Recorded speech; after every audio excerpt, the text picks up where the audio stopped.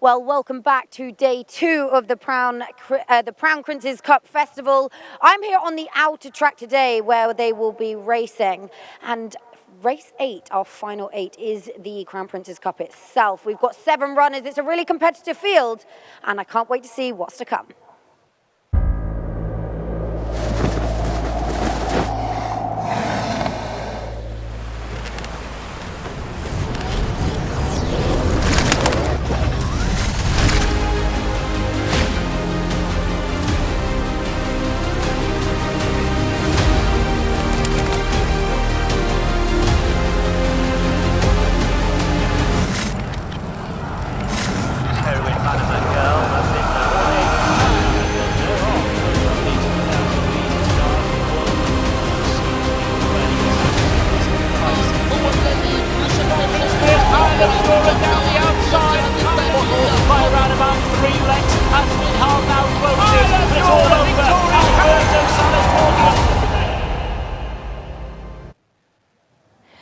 Well, we've got an exciting renewal on our hands this evening. And Ali, you've joined me. You've been running around and flat out busy, but what a night ahead. Yeah, we certainly do. Just seeing the scenes from 12 months ago and Isle of Jura winning the big listed Crown Prince's Cup. It was a great day. This the inaugural Crown Prince's Cup festival though, Meg. Yesterday we had the Bahrain Tour Series races. Today is all about the Crown Prince's Cup. It's the final race on the card today. And I guess in November you've got the Bahrain International Trophy. That's a Group 2. In March you've got the King's Cup. That's a Group 3. But then outside of those two, this is the big one, and it's a very important race. And this year's field, it's nice to see the very best locally trained horses up against the some very good international horses who are very much at top of the market in terms of the international betting. Yeah, we've got a really competitive field, haven't we? 7 runners, but we've got some of the best, as you say, here, some international runners over, and we've got a really good mix of jockeys here too. So that's really exciting. Looking forward to that. As I say earlier, we're out on the outer track racing this afternoon. It's for George Scott and Callum Shepherd to try and retain their crown, and it's sort of the halfway point through the season, and yeah, I feel like the good racing's getting going again. It certainly is. George Scott could be in for a very good day. He's got 3 runners, 2 are odds-on favourites on the international market. Right though, today is very much looking forward to the listed Crown Prince's Cup. That's the final race on the card, but we've got Crown Prince's Cup in the Arabians, and we've got Crown Prince's Cup also for the locally bred thoroughbreds. It's a big afternoon, plus the Bahrain Derby as well. So it's a big 8 race card, and let's get all the details with our commentator Darren Owen. Good afternoon, everybody, and I'm really looking forward to today's action. We are in a George Scott, Callum Shepherd world, aren't we, at the moment? Isle of Jura took Bahrain by storm 12 months ago, and Phantom Flight heads the field for today's feature, the listed Crown Prince's Cup. That's for the thoroughbreds. Also to look forward to, we've got the Crown Prince's Cup, as you heard from Ali, for the locals and the Arabian breds, the Derby, and Jerusalem, yesterday's Oaks winner, will be lining up once more. So let's take a look at today's running order here in Bahrain.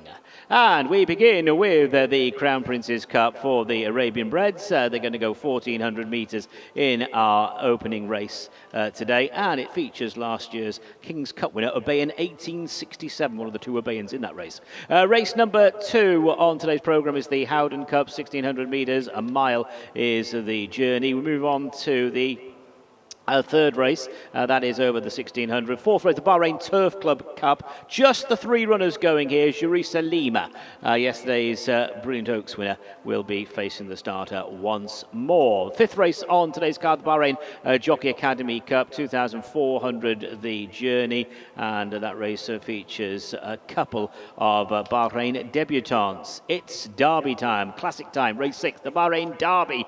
California leads the field of 5 there. Callum Shepherd aboard for Fauzi Nas. The Derby is our 6th race over 2,000 metres. 7th race is the Crown Prince's Cup, sponsored by Sabaco. That's over 2,000 metres. This is for the locally bred thoroughbreds. They're lining up there. And the Brilliant Galatia That's a super mare who's won her last 7 races, is one of the leading lights on today's programme, and she'll be facing the starter there in the hands of Alberto Sanna. And the final race is the internationally listed class Crown Prince's Cup, sponsored by Sabaco Phantom Flight, one of 7 runners in that field, a field which also includes Passion and Glory, who won the King's Cup in 2023, and Zagato won that race, the King's Cup, in 2022. So good field for the Crown Prince's Cup. That's our feature. That's race 8. Let's have a look at the non-runners. And this is the list of the non-runners here. Just a few of them. Race 2, scratch number 8, Garsman. In the 4th race, number 3, Mr. Dollar, is sadly an absentee. And in the 7th race, number 3, Manshood, is a non-runner. And jockey changes, well, we've got one to report. As you can see in the 2nd race, number 4, Ventura Rebel, is partnered by Hussein Askar, claims the 3-kilogram allowance. And also talking about a bit of housekeeping, Jerusalema, I should tell you, running in the 4th race today, carries a 3 kg penalty, grade 1 winning penalty for yesterday's Oaks success. So lots to look forward to. Let's have a look at the first race today. And the first race is a domestic grade 2 race. It is His Royal Highness the Crown Prince's Cup for the Arabian Breds, sponsored by Sabaco. It's over 1,400 metres. This is the field. Number 1 is Obeyan 1867 and Ibrahim Nada. Number 2, Obeyan 1777. That's last year's winner, and Stefan Lajaj. Number 3, Kuhailan Al Adiat and Abdul Rahim Jassim. 4, Musanan 1811, Adnan Jaffa. 5, Musanan M908, Hassan Al Safa. Number 6 is Kuhailat Al Adiat 1782, and Sufain Sadi is aboard that one. They are the 6 facing the starter for this domestic grade 2. It is His Royal Highness the Crown Prince's Cup for the Arabian Breds. Lovely, thank you very much, Darren. Well, they are in the parade ring, or most of them are in the parade ring. Horse 3 has gone straight down to the start, but let's have a look at the King's Cup winner then. This is Obeyan 1867, a horse that has been incredibly consistent for connections. He's only finished out of the top 2 on one occasion in 14 career starts, and that was in this race last year when he finished 4th. So he comes here with every chance. He's race fit. He's had plenty of starts this season. So horse 1 then, Obeyan 1867. Number 2, Obeyan 1777, hasn't got race fitness on his side. We haven't seen him yet this season. He did improve for a start last year, and it might just be the same this time around. He's getting a little bit warm under the saddle there. Right, horse 4 then, that's Masana 1811. Finished 6th in this race 12 months ago. His last win came back in November 2023. Adam Jaffa rides for Abdullah Kuwaiti.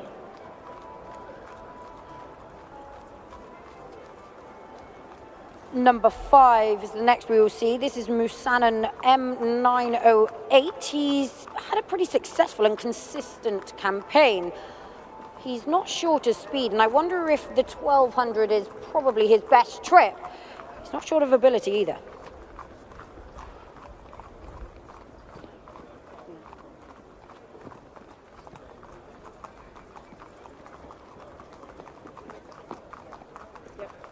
Yeah, done that. Okay, we've had a look at the horse 5. There's horse 6 then. This is the only mare in the field. Finished 2nd in this Crown Prince's Cup last season and 2nd in the King's Cup. It's had one start this season, finished 5th behind Kuhailan Al Adiat 1894. And Sufain Sadi's come over from Qatar to ride here today for trainer Yusuf Taha. That is horse 6, Kuhailan Al Adiat 1782. Well, one runner, as we say, is down at the start. This is number 3, Kuhailan Al Adiat, 1894. He went straight down, but he's got down there nicely, and he's perfectly relaxed behind the stalls. He has finished behind Obeyan 1867 a couple of times, and he does stay a little bit further. So I wonder if he will be ridden pretty positively and make use of that stamina. So they're just heading out then onto track to go and join horse number 3, Kahalian Al Adiat, 1894. The others then just about all mounted in the parade ring. They'll be heading out shortly. Selections-wise, I'm siding with the King's Cup. It's not exactly a different selection. King's Cup then BAHRAIN, 1867. I think he's my number 1 horse. Number 3, Kahalian Al Adiat, 1894.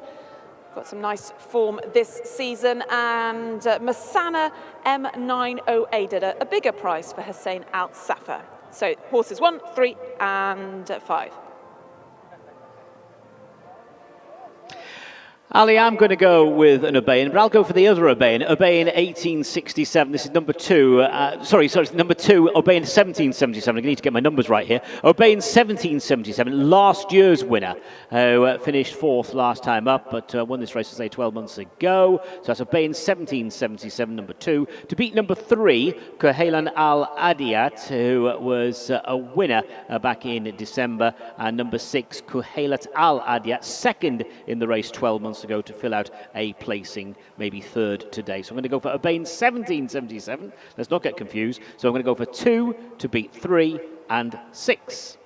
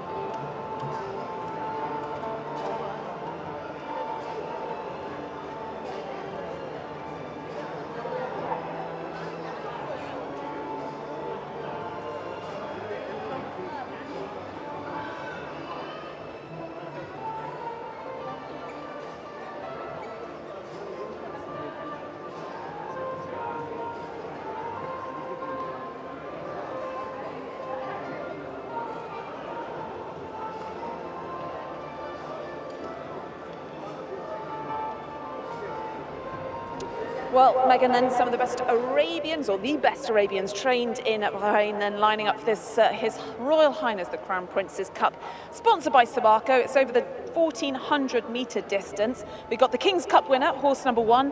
The King's Cup's run over 1600, up against last year the defending champion, BAHRAIN 1777. You had a look at them in the paddock, or which one would you be siding with? I think for me it's between BAHRAIN 1867 and Kahalian Al Adiat 1894. Both of these horses, they've got form that links in together, and they sort of managed to sort of flip-flop that around. I'd have said that maybe BAHRAIN 1867 is better slightly at the 1400 metres. He looked very well. He was impressive over course and distance last time. He seems to be in top form this year. Yeah, great. He's got Ibrahim Nada on top. He's the leading jockey then in Bahrain, local jockey, and he's leading the standings this season. Ibrahim Nada rides horse 1, BAHRAIN, and Stefan LeJudge, who's integral to the Fauzi Nas team, he's on board horse 2, BAHRAIN 1777. Of the others then, Megan, the 2 Masana horses, the Masana M1908. It's an interesting one. He's won a couple of races in the autumn, but this would be a step up in class. It would be, and a bit of a step up in trip from his best. He's probably better at the 1200 for me, but it'll be interesting to see what Darren thinks. There's not many left to go. Thanks, Megs. Yes, horses going into the starting stalls. So BAHRAIN 1867, as Megan was saying, really effective at the 1400 metres. And Obeyan 1777, last year's winner of this race. Obeyan 1867, last year's King's Cup winner. So they're the two Obeyans, 1 and 2. And we're looking at number 2, Obeyan. We'll use the race card numbers for this commentary, make life a little bit easier. So there is number 2, Obeyan 1777. And number 3, Kuhailan Al Adiat will go forward now. So they're going to go 1,400 metres. This is the Crown Prince's Cup for the Arabian Breds over the 1,400. Race number 1, and they're racing.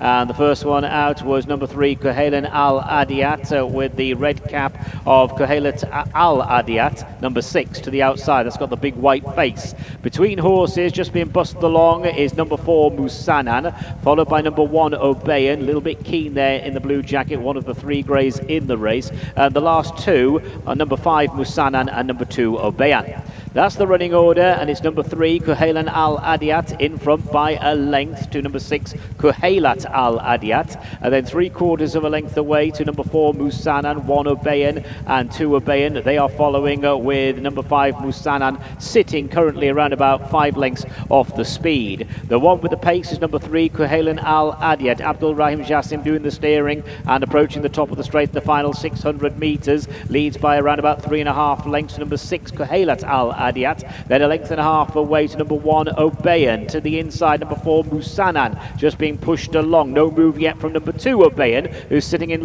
second last place. Number 5, Musanan, is the back marker. Into the last 400 they go. Number 3, Kuhailan Al Adiat, kicks for home. Number 1, Obeyan, coming here now to try and cover the move. And number 2, Obeyan, is just in behind under a drive, heading now towards the final 200 metres. Number 1, Obeyan, now this grey hits the front, followed by number 3, Kuhailan Al Adiat. Number 2, Obeyan, is staying on into the last 100 metres. Number 1, Obeyan, just in front of the rallying number 3, Kuhailan Al Adiat. Is number 1, Obeyan, who will take it. Number 1, Obeyan, is the winner. Number 3, Kuhailan Al Adiat, second place. Number 2, Obeyan, is in third. Number 5, Musanan, crossed the line alongside number 6, Kuhailan Al Adiat, and they are clear of number 4, Musanan.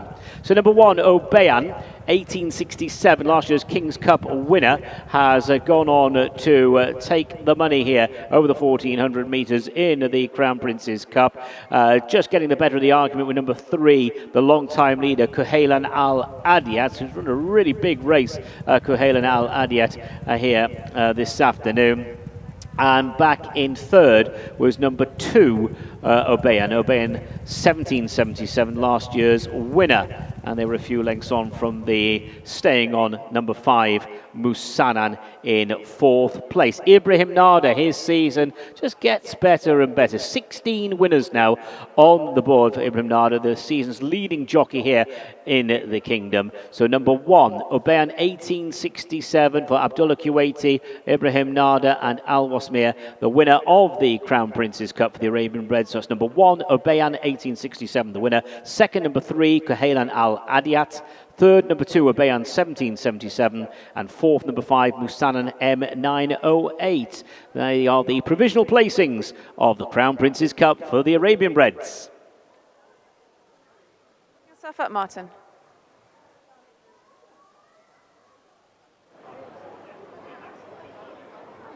Well, let's have a word with our winning jockey then, Ibrahim Nada. Congratulations. What a horse this Arab has been in these races. What kind of feel did he give you today? Yeah, he's a good horse. He's one of the good ones. Today is a big race. It's so important to us to win this race. We have a couple good horses, so we're trying our best. It's best Arab you've ever ridden? Yeah, sure. He's my best. I was with him since he was small, and that's so lovely to win this race today. So we are aiming to the big races with this horse. We'll try our best. I would like to thank the trainer to give me the choice to ride this horse. So we'll try our best. Great to win the Crown Prince's Cup, but no doubt you'll be looking to defend your title in the King's Cup on him? Sure, yeah. We are aiming to the big races, as I told you, and we'll see what to do with him.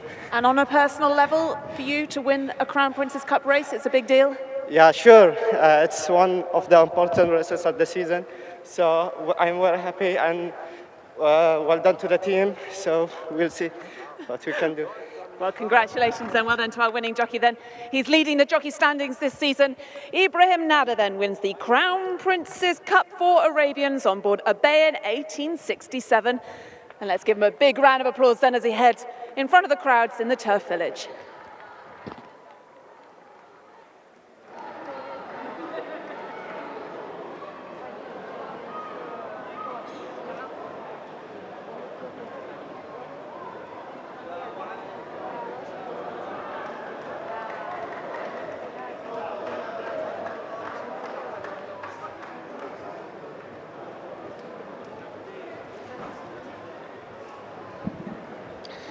So the result of the first race, the Crown Prince's Cup for the Arabian Breds, it's a victory for number 1, Oben 1867. Second, number 3, Koheilan Al Adiat. Third, number 2, Obeyan 1777. And the fourth horse, number 5, Musanan M908. The distances there, 3/4 of a length and 1 length. 3/4 of a length and 1 length. And the official time of the winning horse, 1 minute 36.08. 1 minute 36, that's 36.08. As we welcome back to the winner's circle, our first winner of the day, a Crown Prince's Cup winner. It is Obeyan 1867 and the season's leading jockey, Ibrahim Nada.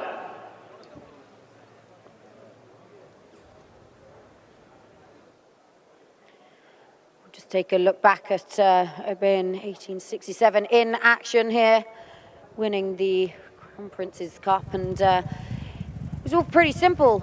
Ibrahim Nada had him in a nice position, pretty handy throughout, and the last sort of 100 meters or so he asked him to challenge. He did have to really get stuck in, and it was a proper fight to the line. A couple of closers, Obeyan 1777 doing his best work late on, but Obeyan 1867 was pulling clear again at the line. He stays a little bit further but has enough speed for the 1400 meters as well. Taking a look here at the head-on, you can see it's a real battle, the first three. But Ibrahim Nada has managed to get the best out of the winner, who's been tough under pressure and wasn't for beating.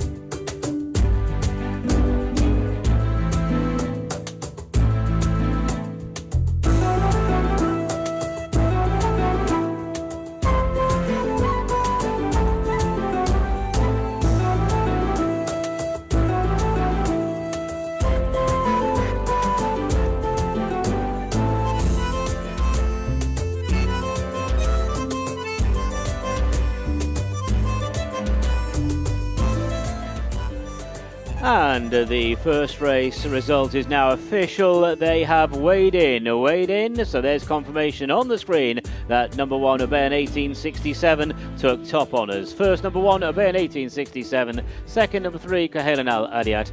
Third, number 2, Obeyan 1777. Fourth, number 5, Musanan M908. And the fifth horse, number 6, Koheilan Al Adiat, confirming the distances of 3/4 of a length and 1 length. 3/4 of a length and 1 length. 1 minute 36.08. The official time of the winning horse, 1 minute 36.08. Our first Crown Prince's Cup winner of the day is Obeyan 1867.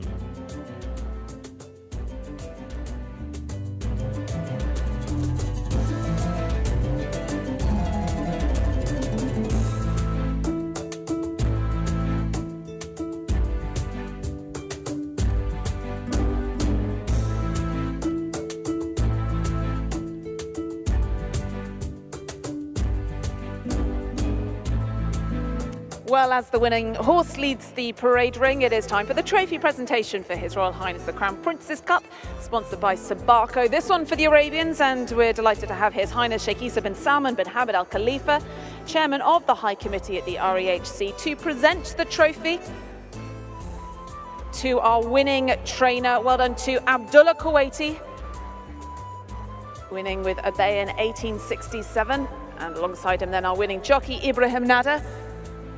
Also Khalid Abdurrahim from from Sabako there, alongside His Highness Sheikh Issa. So congratulations then, BAHRAIN 1867, the King's Cup winner, now adding the Crown Prince's Cup to his illustrious CV, the winner of our opening race.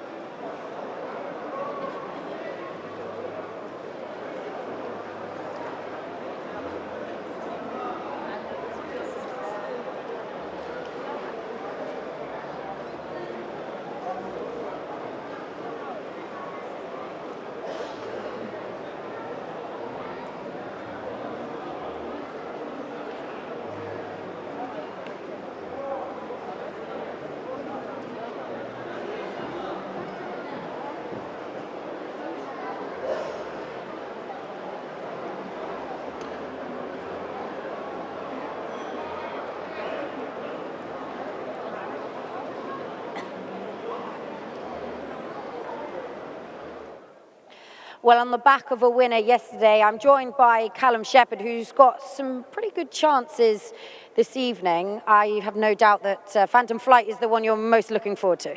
Absolutely, you know, that's the big race, and you know, he's a sort of big horse for us and for Sheikh Nasser, and you know, potentially looking to go to Saudi after this, which would be it'd be really nice to go there on the back of a Prince Cup. We'll go through a couple of your rides. The first of those is Watch My Tracer, also for George Scott. He's a horse that started his season here pretty well, not quite so good last time. Are you expecting him to bounce back? I hope so. He probably is a horse, in fairness, that hasn't been the most consistent at times, but on his day he's pretty good. You know, he's a listed winner at home. You know, really took to it on his first start, and you know, you can't hide that he was a little bit underwhelming last time, but yeah, he's been allowed a bit of time to get sort of over that, and like to think he can get competitive again. And then later on, you've got Touch the Moon, who's a horse that has plenty of ability, but doesn't look the most straightforward. Do you think he can settle well enough for the step up in trip?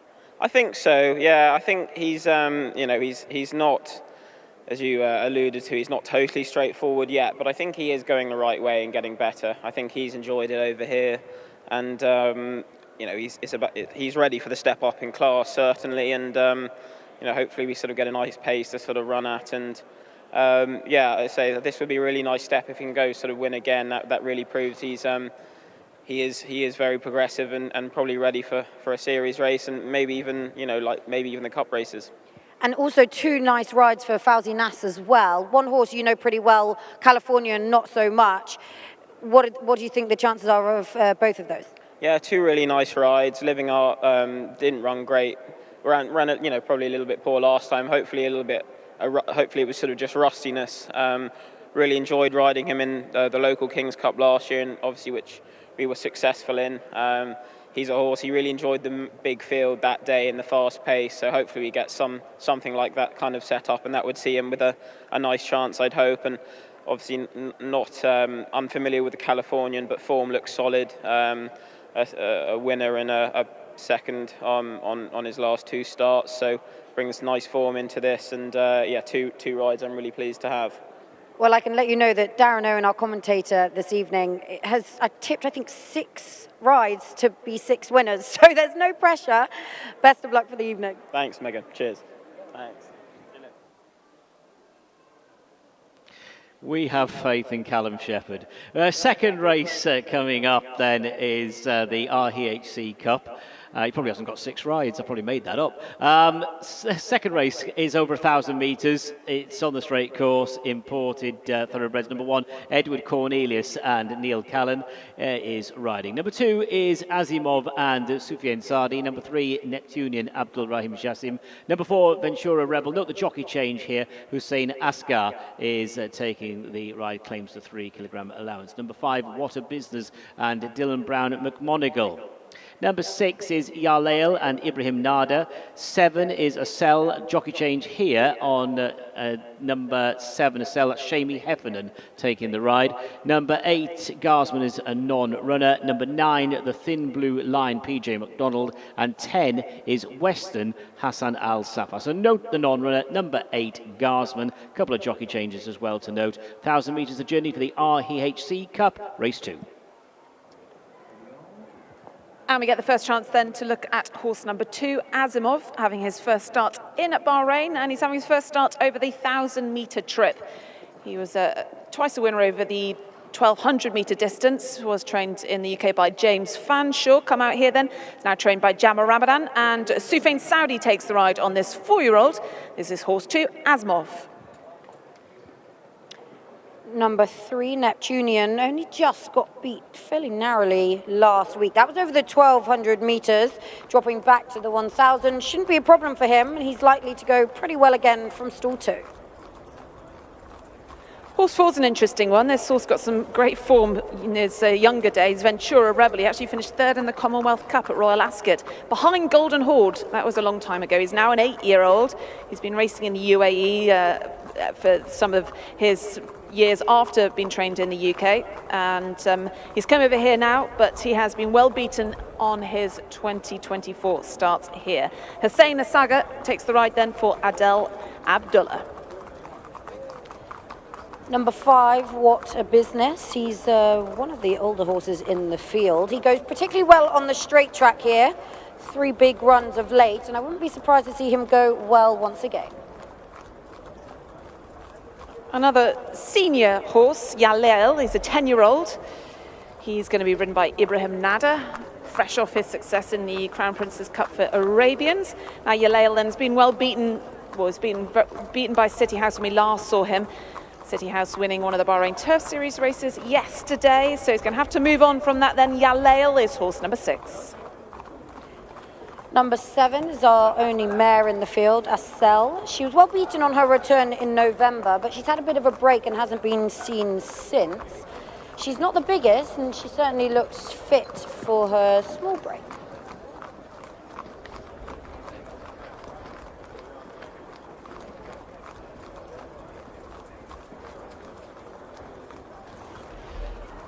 Horse 9 is the Thin Blue Line, and this horse beat Neptunian relatively recently, finished down the field or finished fourth in the last 2 starts. PJ McDonald takes the ride in the first colours of Al Mohammedia Racing for trainer Ali Abdul Majid. So it's the Thin Blue Line, horse 9. Number 10 is Weston. You can see he's got the blinkers on. He also wears a tongue strap and a fluffy noseband to keep his head down and concentrate. He has been well beaten on his 3 starts this year, so he's going to have to concentrate that a little bit better.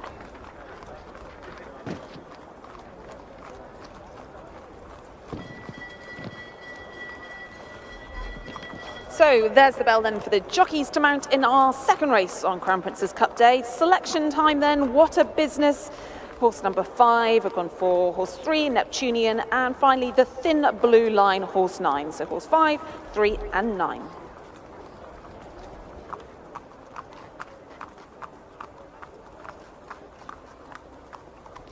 Yes, I'm with you with What a Business, Ali. Yes, I'm going to go for number 5, What a Business as well, to follow up that recent win over Redemption Time. So I'll go for 5, What a Business, to beat number 9, the Thin Blue Line, man of PJ McDonald, with number 1, Edward Cornelius, to fill out 3rd place. So I'll go 5, 9 and 1.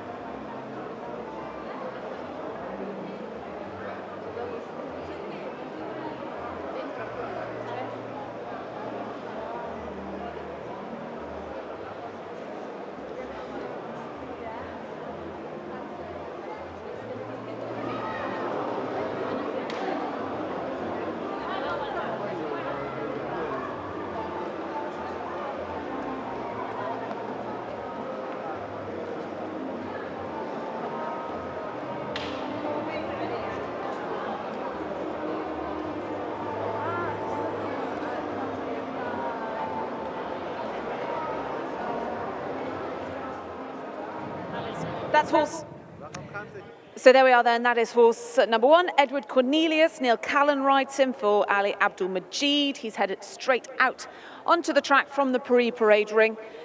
Now he's a horse then, he's a 3-time winner during his career, but he's very much been dropping down the ratings in the last year. He's down to 80 though, so just gets into this handicap. And he's pretty fancied in the international market. That is horse 1, Edward Cornelius, and he completes the lineup for this sprint over 1,000 metres.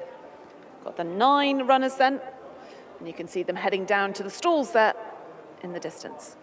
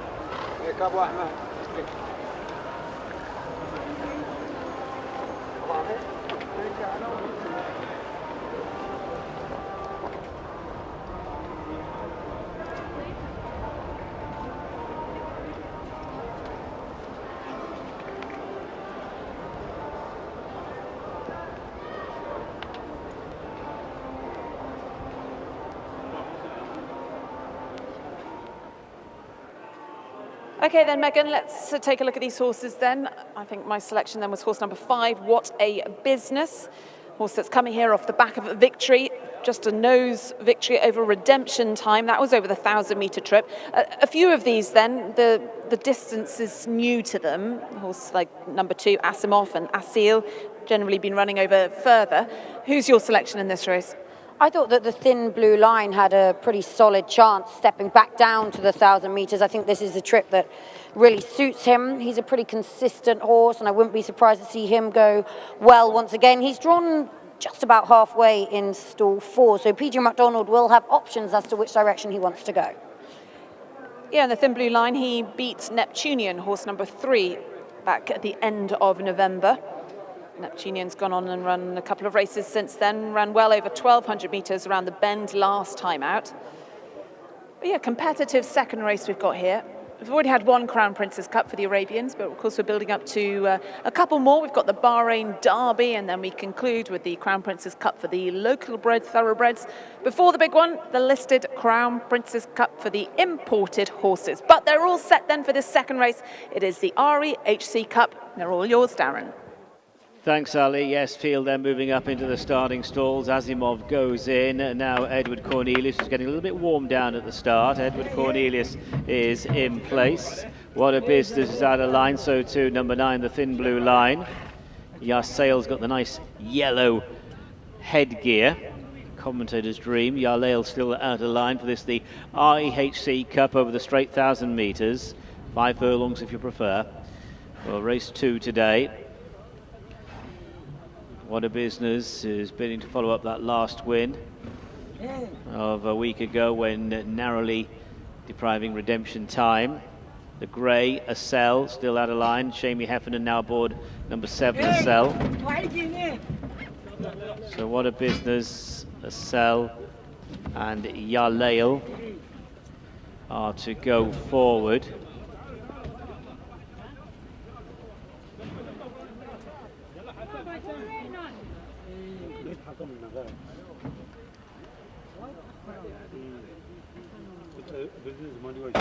Yalail goes forward. What a business now to complete the lineup at the 1,000-meter start. All in. And they're racing, and what a business. Fires out of the starting stall, shows tremendous pace with Neptunian dark blue jacket far side, with Edward Cornelius to the left also running fast. These are being chased by Asimov and Yalail. To the near side is Western, who's pretty handy as well. The thin blue line is currently second last, and Ventura Rebel just can't go with them. A lot of pace on as they hit the 600-meter marker, and it is Western to the extreme right. What a business down the centre with Edward Cornelius, red cap for company, then Neptunian, followed by Asimov and Yalail. Cell hasn't got into it. The thin blue line's trying to get into it. It is What a Business now who is in front of Edward Cornelius. They're about to face the final 200 metres. What a Business. Edward Cornelius, the thin blue line, is running on far side with a white cap, and then down the centre is Asimov. It is What a Business. The thin blue line. Here comes Yalail also finishing really well. What a Business on the near side. Yalail far side. The thin blue line. What a Business. They just clung on between horses. What a Business. The thin blue line and Yalail in a tremendous finish there to that sprint. What a Business looks to have just held on. So it is number 5, What a Business. Dylan Brown at McMonigal aboard What a Business, a horse who is in really good form, because you just took a look at this horse's form now. That is another win to the collection. 3 wins from the last 4 starts for number 5, What a Business. What a Business just clung on in game fashion as the thin blue line and Yalail came at What a Business inside the final 100 metres. That line just coming in time for number 5, What a Business. On the near side, you've got the yellow headgear of Yalail, who'll be in a picture with the thin blue line over on the far side. They were a few lengths on from Edward Cornelius, who has definitely taken 4th position. Judge probably having a look at the photo here between the 3 main protagonists, but it looks as though What a Business between horses has taken the money. What a Business, really in good form. Dylan Brown McMonigal aboard for Jaffa Aradi, the winner then of race number 2.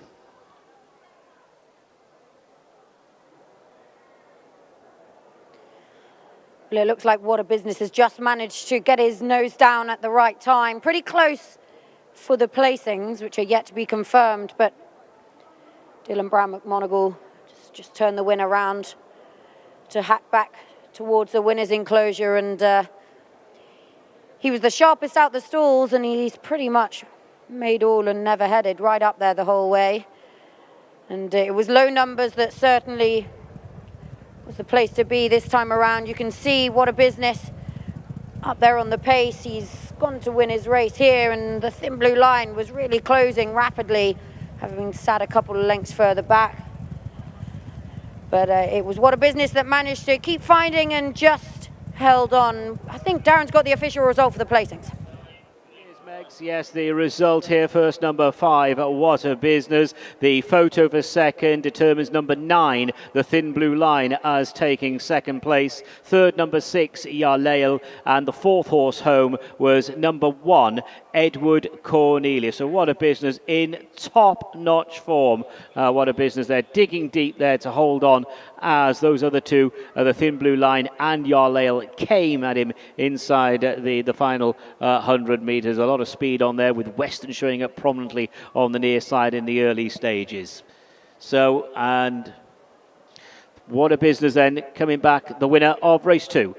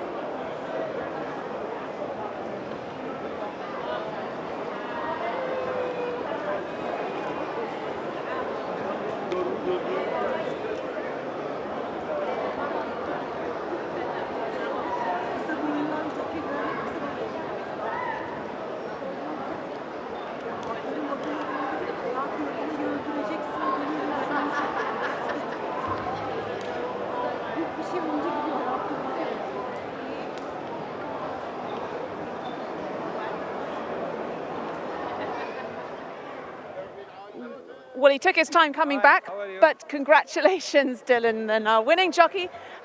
Confident you'd held on there? Yeah, I was fairly confident I held on. I had a willing partner under me.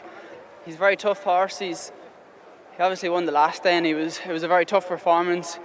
He stays this trip really good. He gets 6 furlongs, so the guys were keen to go forward and make it a good test from halfways. But he's a tough horse, and every time I asked him for an answer, he was there. So delighted to get my first winner here on a big day. So it's a privilege. I was going to say, nice one to tick off another country then off the list, another yeah, winner. For sure.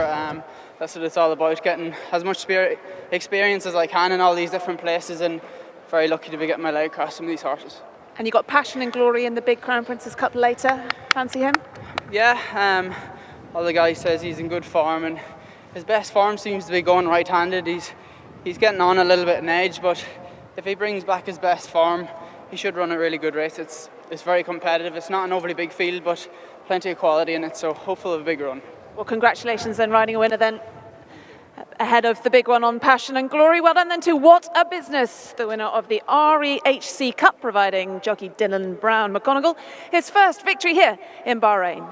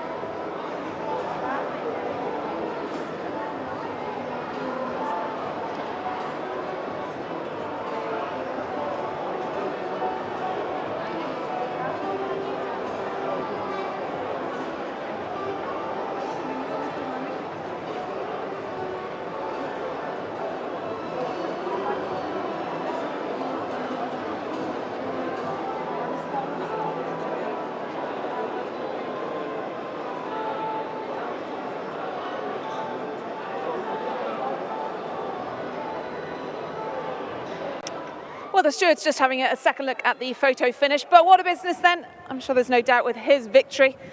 Dylan Brown McGonigal then riding for trainer Jaffa Raddy. Well done to this 8-year-old horse, getting another victory here. Is back-to-back then. And let's welcome him back into the winner's circle then. What a Business, the winner of our second race, the sprint, the REHC Cup.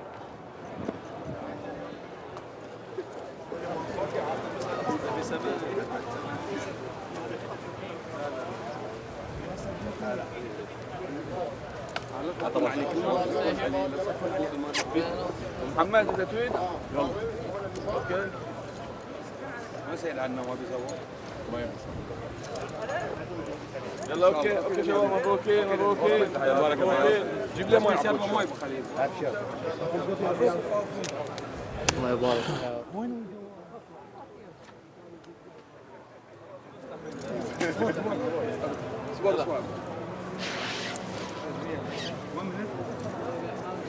اصبر البلطة تنقل لحد هذه 5 ريال ان شاء الله وهذه خلي عدل الجسم هذا شربة تعرف شربة مشرب هاي مو مشكله بس الجوكي يروح اوكي جوكي جوكي هذه بنشيل نزل يلا شباب يقدم مستوى رئيس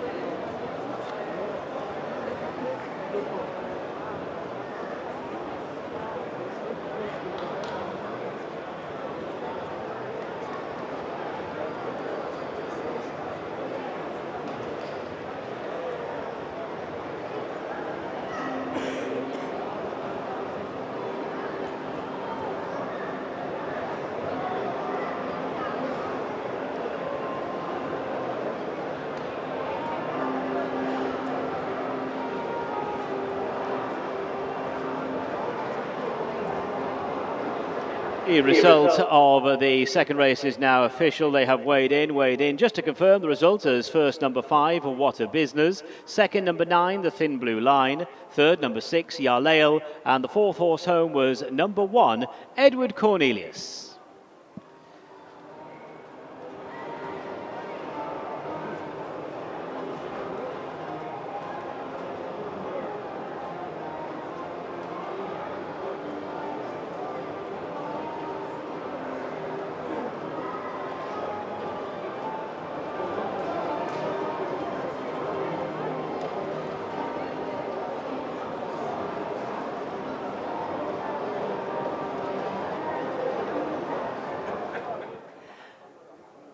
So we come now to the trophy presentation for the REHC Cup, and we welcome up Adnan Abdulwahab Ishaq, member of the REHC, to present the trophy then. Congratulations to Connections of What a Business, owned by Jawad Abdulwahid Ahmed, and we welcome up Wafi Majid to receive the trophy on behalf of the winning owner. Well done to trainer then, Jaffa Radi, and well done to our winning jockey then, Dylan Brown McGonigal. What a Business was the winner of the REHC Cup.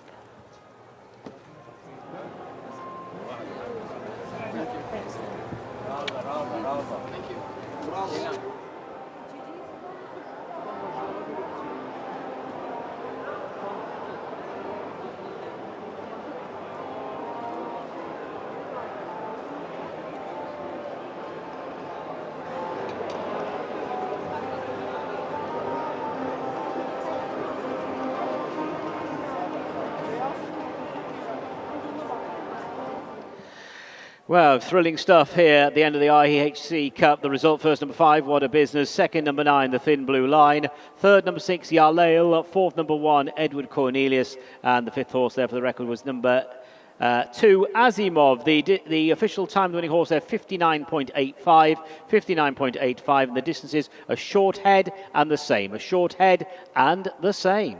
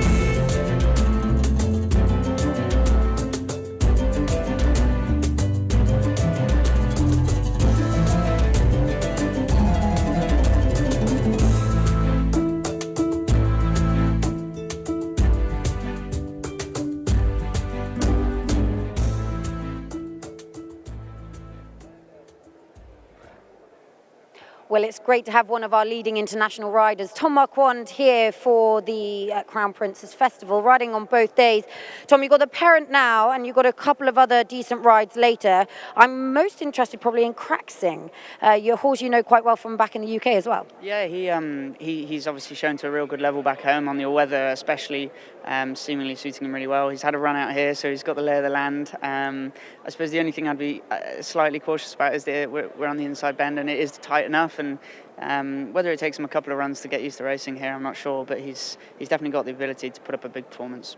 And you've also got a ride in the Derby later as well on Jamie Lamy G, who is a horse that's been running quite well. You probably don't know too much about him, though. No, sure. I obviously watched him, and it was a real good run last time. He sort of looked like he was going to come and finish over the top, and then the front pair just kept at it. But they had each other to help each other through the last furlong. So, yeah, look, hopefully the extra couple of furlongs today should help him, and hopefully we can knock in a winner today. You've been riding all over the world in the last few months. How does places like Japan and Australia compare with the sort of track and riding over here in Bahrain? Yeah, I mean, obviously everywhere's so different, and it's part of the enjoyable thing of travelling and riding.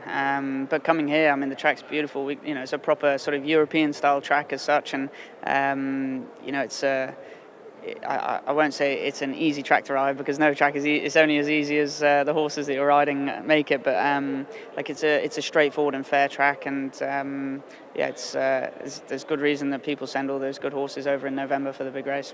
Yeah, and it's becoming ever more popular with the Turf Series as well. Plenty of horses you've ridden at home end up here and get purchased from the horse and training sales. A couple of chances here this evening. Tom, we wish you the very best of luck. Thanks, mate. Cheers.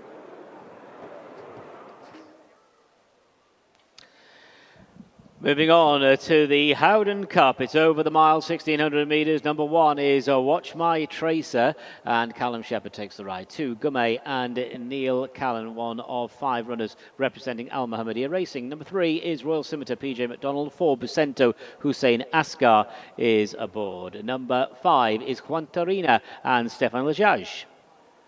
6, Salvuccio Alberto Sana. Number 7 is Memento. Note that Dylan Brown McMonigal is aboard, looking for his second winner already. Number 8, The Parent, Tom Marquand. 9, Chimgan, Hassan Al Safar. 10, Mr. Irrelevant, Andrew Breslin. And 11 is Salamanca Lad. Soufiane Sadi is the jockey. The Howden Cup is next. Okay, it's George Scott time then. He's been absolutely prolific this season, and he's got a runner in this then, Watch My Tracer. He was a winner in mid-December in handicap company. Bit outclassed when we last saw him in domestic grade 2, but he's back in a handicap then, and Callum Shepherd's out to ride him. He's a listed winner over in the UK, and he will be the one to beat then. He is Watch My Tracer, horse 1 for George Scott and Callum Shepherd. Number 2, Neil Callan on board Gumas, who's had 2 good runs in defeat this season. I wouldn't be surprised to see him go well again. He's drawn in stall 9 over the 1,600 metres. He'll be hoping to break well. Horse 3 is Royal Scimitar. PJ McDonald rides this one for Fauzi Nas. He's a horse that won the His Highness Sheikh Faisal Cup last season. He beat Ecosystem that day. He's had 4 starts this season, and he's finished behind 2 George Scott runners the last twice, Watch My Tracer and City House more recently. Number 4, Bucento, ran nicely on his return, and he's stepping back up in trip. That should certainly help him. He's on a relatively tough mark on a rating of 94, but the trip will certainly bring the best out of him. Horse 5 is Wantarina, a horse that was trained in the UK by Andrew Balding and has been doing very well since moving out here. He's won 2 of his 3 starts. He's gone up £6 over his latest win. That was over this trip when he beat Salamanca Lad. Stefan Judge rides for Fauzi Nas. That is horse 5, Wantarina. Another horse trained by Fauzi Nas in this field is number 6, Salvuccio, previously in the UK with George Bowie. This horse ran pretty well in the Huntsman Cup. That was a much better effort. He steps back up in trip today. Horse 7 is Memento. He's a horse that runs in all the top mile races out here, trained by Jabbar Ramadan in the Al Afu colours.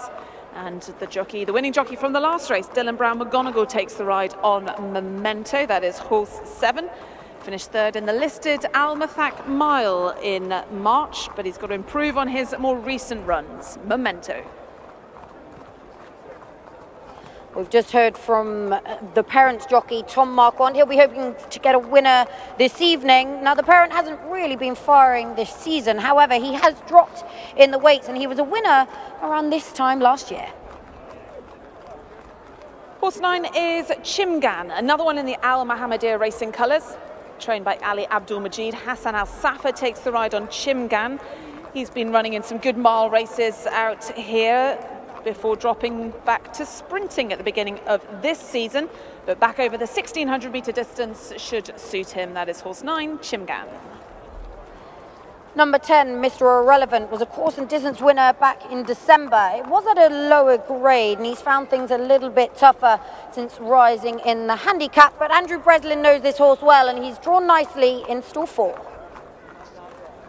And next to him then in stall 3 is Salamanca Lad. That is horse 11, who'll be running in the Alafu racing colours. Soufain Saadi just got the leg up then from Ibrahim Alafu. This horse trained by Jamar Abadan, having his second start in Bahrain, but he was beaten by Juan Torina on his debut just last week.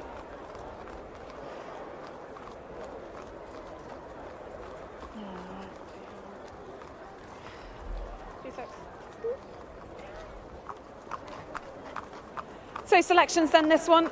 Well, I think it's going to be starting a good afternoon or a good evening for George Scott. Watch My Trace is certainly the one to beat in this one. That is horse 1, Royal Scimitar. Horse number 3 is also my selection, with horse number 11 then, Salamanca Lad, for Jabbar Ramadan and Soufain Saudi. So horse is 1, 3 and 11.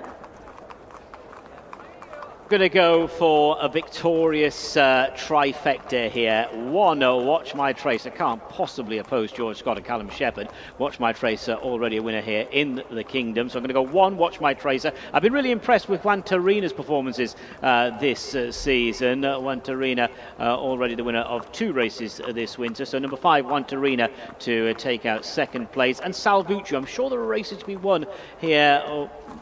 With Salvuccio, so I'll take Salvuccio to take third. So I'm going to go for a victorious trifecta, 1 to beat 5 and 6.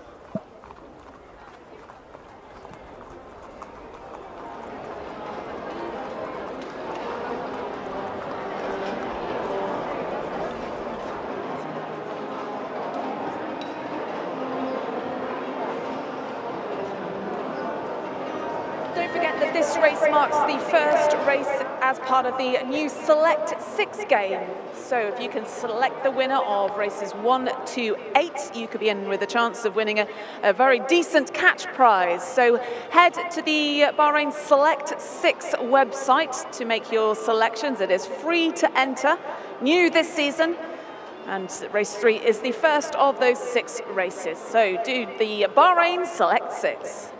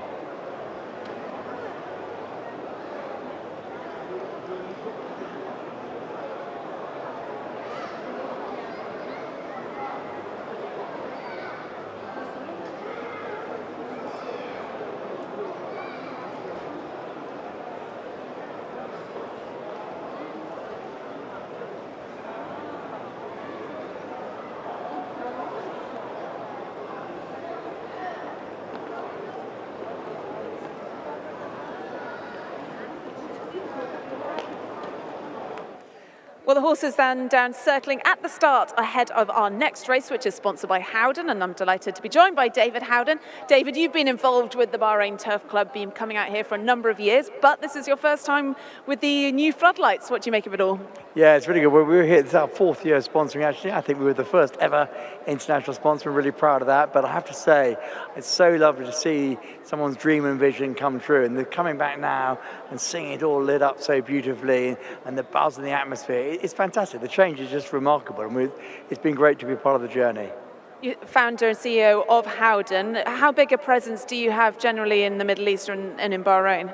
Yeah, so we opened our office here in Bahrain 2 years ago, and we've got a growing business, but we're also right the way through the Middle East. In fact, I've just come from Dubai, where we had our Middle Eastern conference. We're in Dubai, we're opening in Saudi, we're in Oman as well.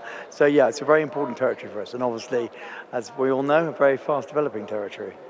You're here not just as a sponsor this season. Of course, you've got a horse running, Lion of War, who's been out here for Charlie Johnson. He's been running as part of the Bahrain Turf Series. He ran well to start with, but in terms of your racing, isn't just a sort of hobby or a way of doing business. It's very much a passion for you, isn't it? It's certainly very much a passion. It's definitely not a hobby, although maybe quite an expensive hobby, actually. No, very sad, Lion of War. He's lame, actually. Ran here a couple of weeks ago, went lame after that. I was really hoping he was going to be in the Prince's Cup, but he's not. But no, you know, I'm a breeder of horses. I had a fantastic year last year, winning Group 2 at Ascot, which probably, I remember saying, was the happiest day of my life, and then I had to look around and see my wife as well after my marriage day, of course. But yeah, no, very much committed to racing and love it. And we obviously are a sponsor in Bahrain, but also in Saudi, and also in Victoria Racing Club in Melbourne, and obviously one of the key partners at Ascot. So very committed to racing. Well, it's lovely to see you here, and good luck with all your horses around the world. Thank you very much indeed.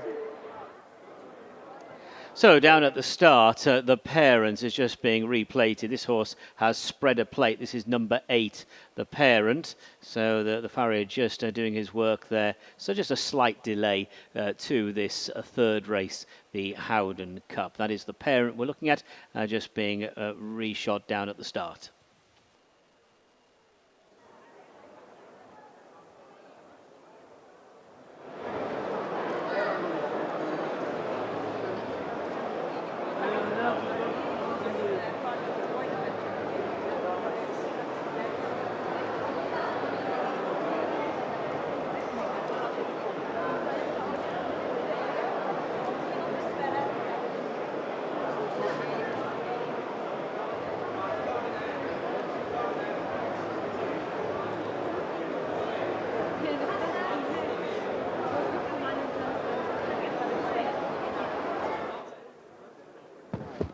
Right, okay then, they are circling it down at the start. Meg, I gave my top 3. For you then, who's the likely winner?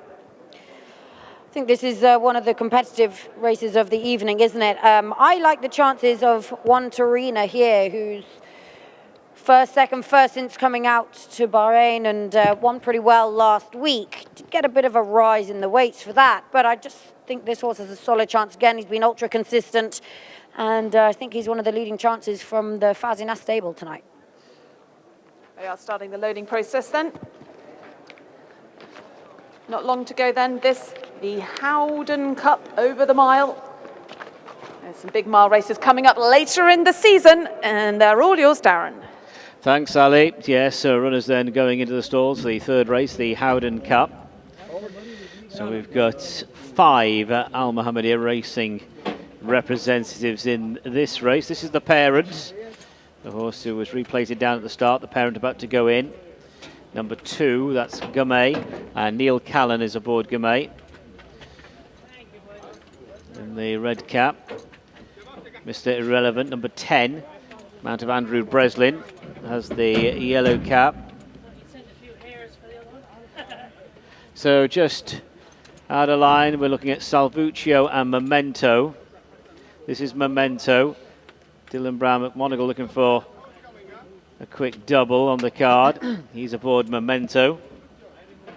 And this is number 6, Salvuccio, the winner at Windsor last summer for George Bowie's stable. Salvuccio, number 6, goes in. All in at the mile start for the Howden Cup. And they're off. Juantarina began well, as did Salamanca Lad over to the far side. Then between horses is Mr. Irrelevant. Spot the yellow cap as they go through the first 200 metres or so of their journey. Up along the inside running rail is Bacento. Bacento and Mr. Irrelevant are the front 2. They're about a length and a half on from Salamanca Lad, with Watch My Tracer to the running rail, and out wide is now Juantarina, who's handy. Gumay back in mid-division ahead of Chimgan. To the wide outside is Memento, black cap, the parent blue colours. Royal Scimitar is on the rail, and Salvuccio is the trailer. Juantarina's going forward and applies pressure now up front to Bacento as they make the run down the side of the course with 800 to go. It is Juantarina moving on by about a length to Bacento in second place. Mr. Irrelevant is holding third, chased by Salamanca Lad, Watch My Tracer. Further back to Gumay, who sits to the outside of Chimgan. Then come Memento and the parent and Royal Scimitar. They're down the straight towards the last 400. And Juantarina, who's been in really good form this season, readily takes the measure of Bacento as they head towards the last 200. And there are challenges trying to come from Gumay to the outside. Wide of Gumay is Salvuccio. Watch My Tracer's well beaten inside the final 200 metres, and it is Juantarina the leader. To the outside is Salvuccio. Memento, the parent, is coming over the top, and now Juantarina needs the line. Here is the parent, who hits the line strongly. The parent gets there, outruns Juantarina. Back in third, Memento, and fourth, Salvuccio.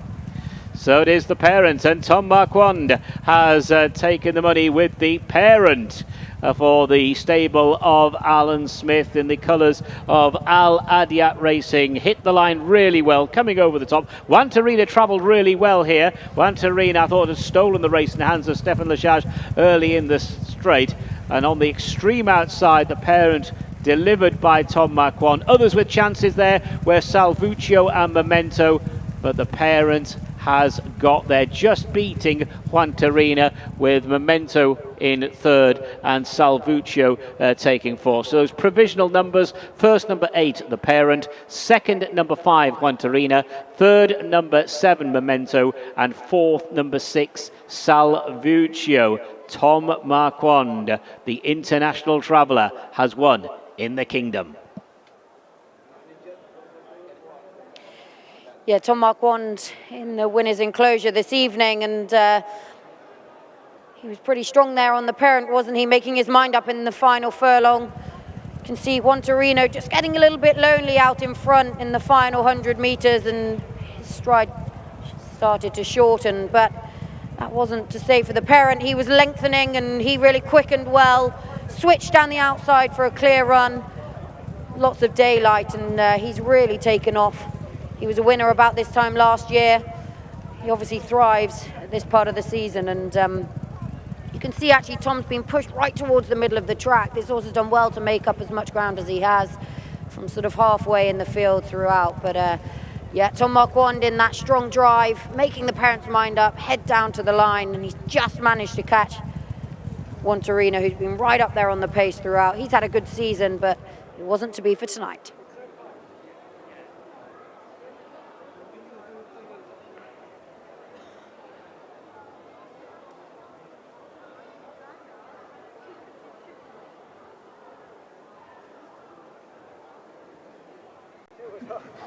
Okay, let's have a word with winning jockey then, Tom Marquand. You can tick another country off the list then. First winner in Bahrain. Yeah, great to have done it, and especially for His Highness Shaky. So I wasn't sure it was going to happen 2 furlongs out. He was just taking a bit of time to get going, but he's got a good amount of ability. He's shown that in the past. he just needed to come back to his best form. Yeah, he had some really good, he was running in some very good races last season, but he has been disappointing this year. You made all the difference, obviously. Lucky to be on the right day, I'd say. But nice to be here, as you touched on, riding here on a big day for His Highness Sheikh Issa. Yeah, it's fantastic, and obviously we're full branded up today with the Bahrain breeches on, and you know, the support from the Bahrain Turf Club and His Highness Sheikh Issa continually throughout the last couple of years has been great, and massively appreciated. So it's always nice to repay with a winner. Is indeed. Well, enjoy the reception I'm sure you're going to be receiving from the local crowd then. Well done to Tom Makan, winning his first race here in Bahrain. He's got some nice raids coming up as well, but he wins this one on board the Parent. It is the HOWDEN Cup over 1,600 metres, and in the colours of Al Ariat Racing, trained by Alan Smith. The winner, the Parent then, and Tom Marquand.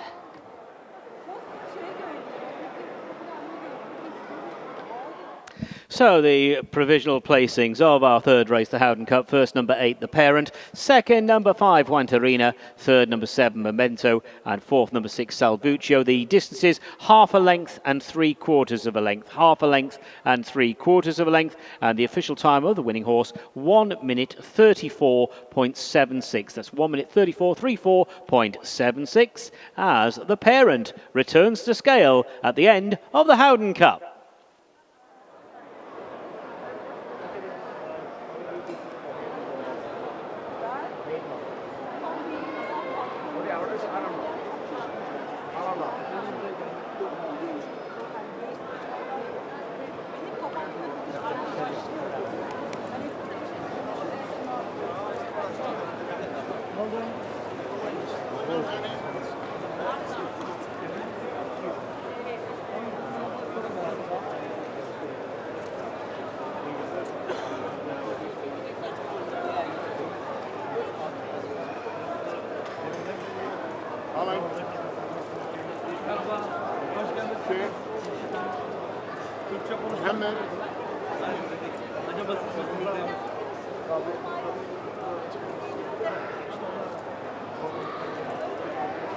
Alan Smith. Alan. Tamam 35 yıldır. Ben burada durdum. Şu anda 30 yaşındayım ben siz hayatım. Ben gezmeye geldim.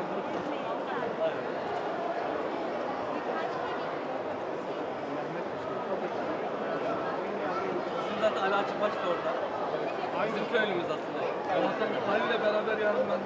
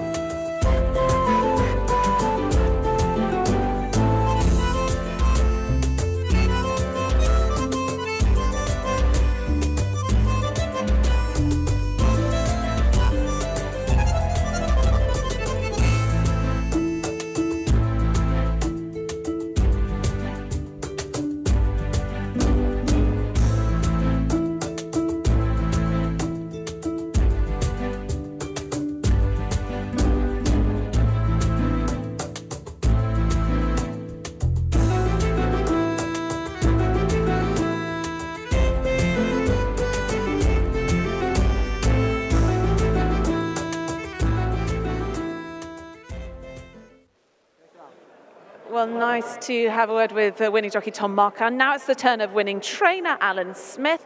We were just saying what a good-looking horse he is, the Parent, son of Frankel. Yes, and as I said, he looks like his father and he's got the attitude of his father, just not quite the same ability.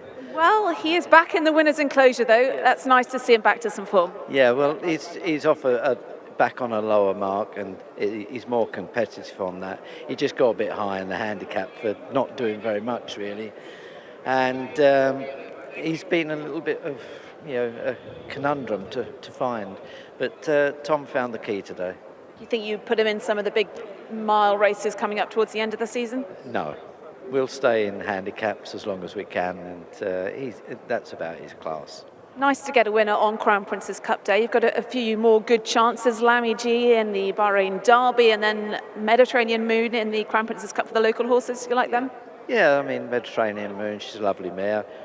It's probably a bit strong for her, but she'll run a big race, I know. And Lammy G, we fancy a little bit in the Derby, so need a little bit more luck. But if Tom can do the same sort of job on Lammy G as that, we'll be quite happy. I'm sure you will. Well done with this. Yeah, thanks, Ali. Thank you.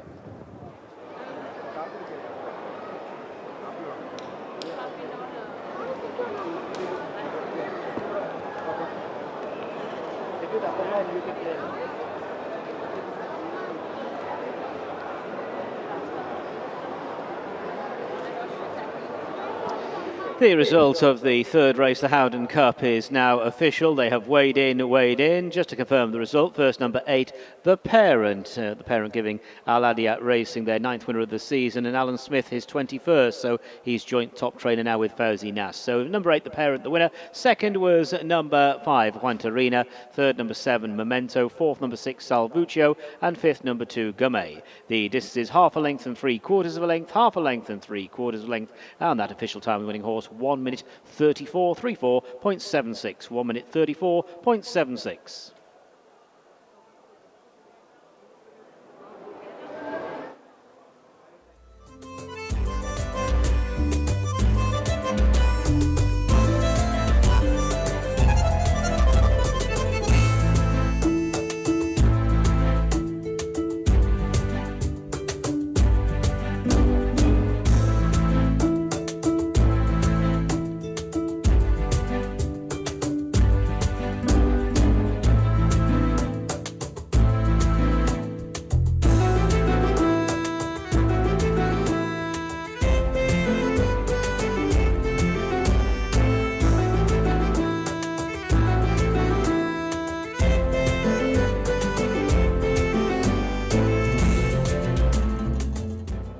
And we come to the trophy presentation for the Howden Cup, and we're delighted to welcome David Howden, founder and CEO of Howden, to present the trophy. Well done to connections of The Parent, the son of Franklin, trained by Alan Smith. He was ridden to victory by Tom Marquand in the colours of Al Adiat Racing. So receiving the trophy then from David Howden, please welcome up His Highness Sheikh Issa bin Salman bin Hamad Al Khalifa, winning owner and, of course, chairman of the High Committee here as well. So The Parent then victorious in the Howden Cup.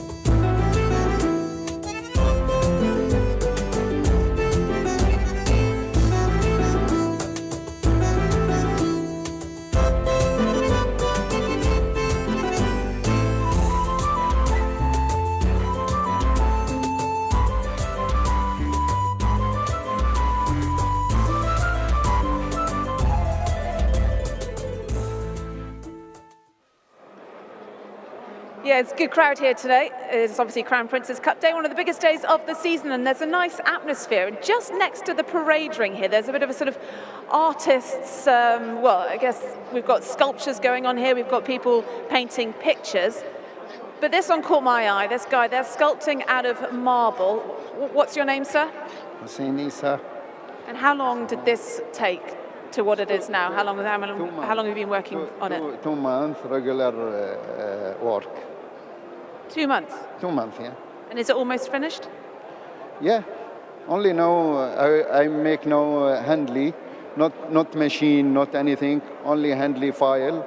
Will after sanding, I have sanding paper here also for finishing and coming like that color. You know, there is one piece ready. There is. Yeah, we'll have a look at that. That's the finishing product. Finishing, yeah. And so you're just using these tools here and your file and a bit of sandpaper just to perfect it. Yeah. Pretty impressive. Right, come on, show me what are you working on here? The nostrils, the nose? What? What are you working on now? What are you trying to just finish off? No details, little details here and here. Finishing for details now. Okay, go on, work on. We want to see the master at work. Let's have a look. There we are. He's going to be just finishing off those details on that horse. And if we get the camera guy to spin round here,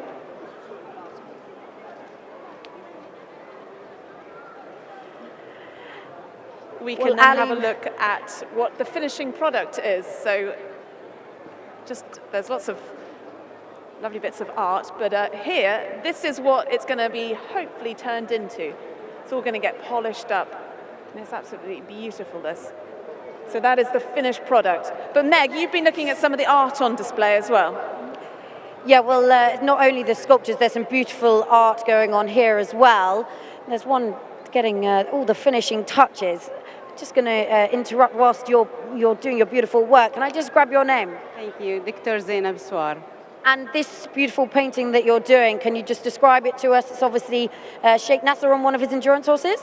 Yes, actually I make art with natural leather by heat, and I like horse.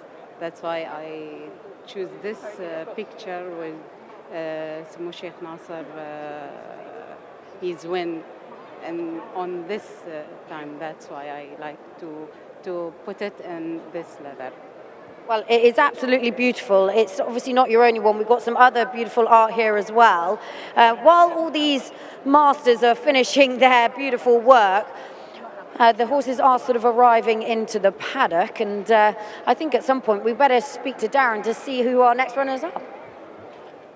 Thanks, Megs. Yes, we're looking forward to the fourth race of the day. It's the BAHRAIN Turf Club Cup. It's over a mile, 1,600 metres. It is a domestic Grade 2 race for the locally bred horses, and we have a non-runner. That is number 3, Mr. Dollar. So a small field. Number 1 is last year's Derby hero Hercules and Stefan Lajaj. Number 2, Amouage.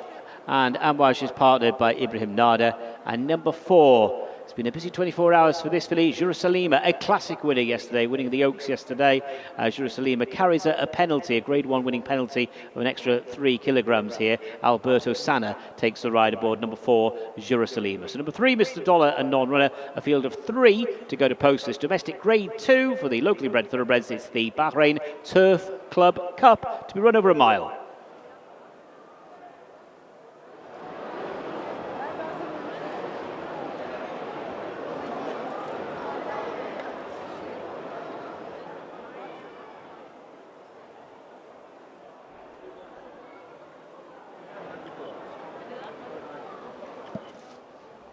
So let's take a look at the 3 horses in the parade ring, and the first horse we look at is Hercules. Well, Hercules comes into this in good form, having won over the course and distance, won over the 1,600 metres here in December, and turn the clock back to this day, or this corresponding meeting last year. Hercules was a classic winner, winning the Derby by a convincing 4 3/4 lengths. That's number 1, Hercules. Moving on to number 2, Amouage, and Amouage chased home Hercules last time over the mile and was second the time before that over 2,000 metres. Number 2, that is Amouage.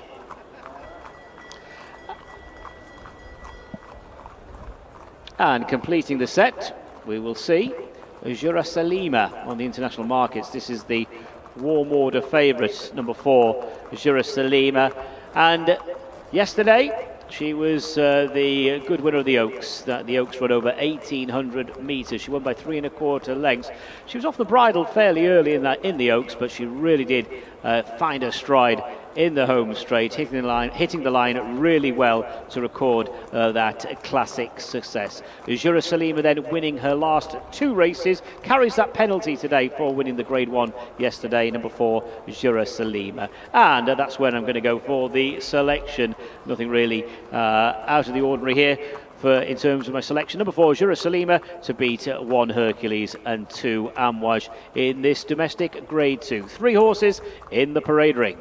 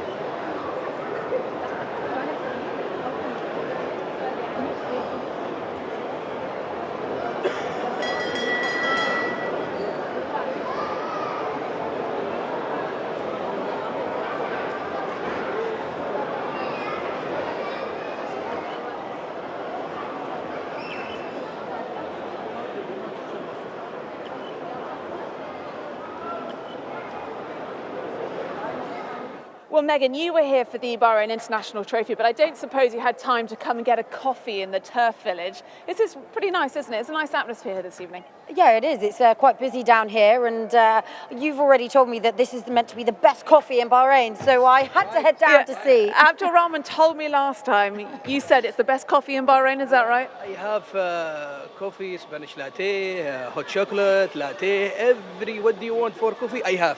Best in Bahrain here. And the sweet, you see this one sweet, pecan, roseberry, vanilla shoe, mango shoe, everything. What do you want? I have. You've had a good season. I think we caught up, or I first spoke to you right at the beginning of the season, but there's been a nice atmosphere here every week? Yeah, every week, Friday, sometime for Thursday, I am here every week, inshallah. Yes. Right, I think Megan is eyeing up one of your coffees. What are you going to get for her? Yeah, what do you think I should have? What's the best coffee? I think Spanish latte and butterscotch and hot chocolate. Oh, I've got a right combination. I'll order it all. Hot chocolate, butterscotch, and a Spanish latte. Sounds brilliant. Right, okay. Well, we're going to. You want more? I have too much. What do you? But first seller, it's Spanish, I think. Spanish. Okay. Spanish butterscotch. Sounds good to me. Right. Well, we're going to stick around here for a coffee.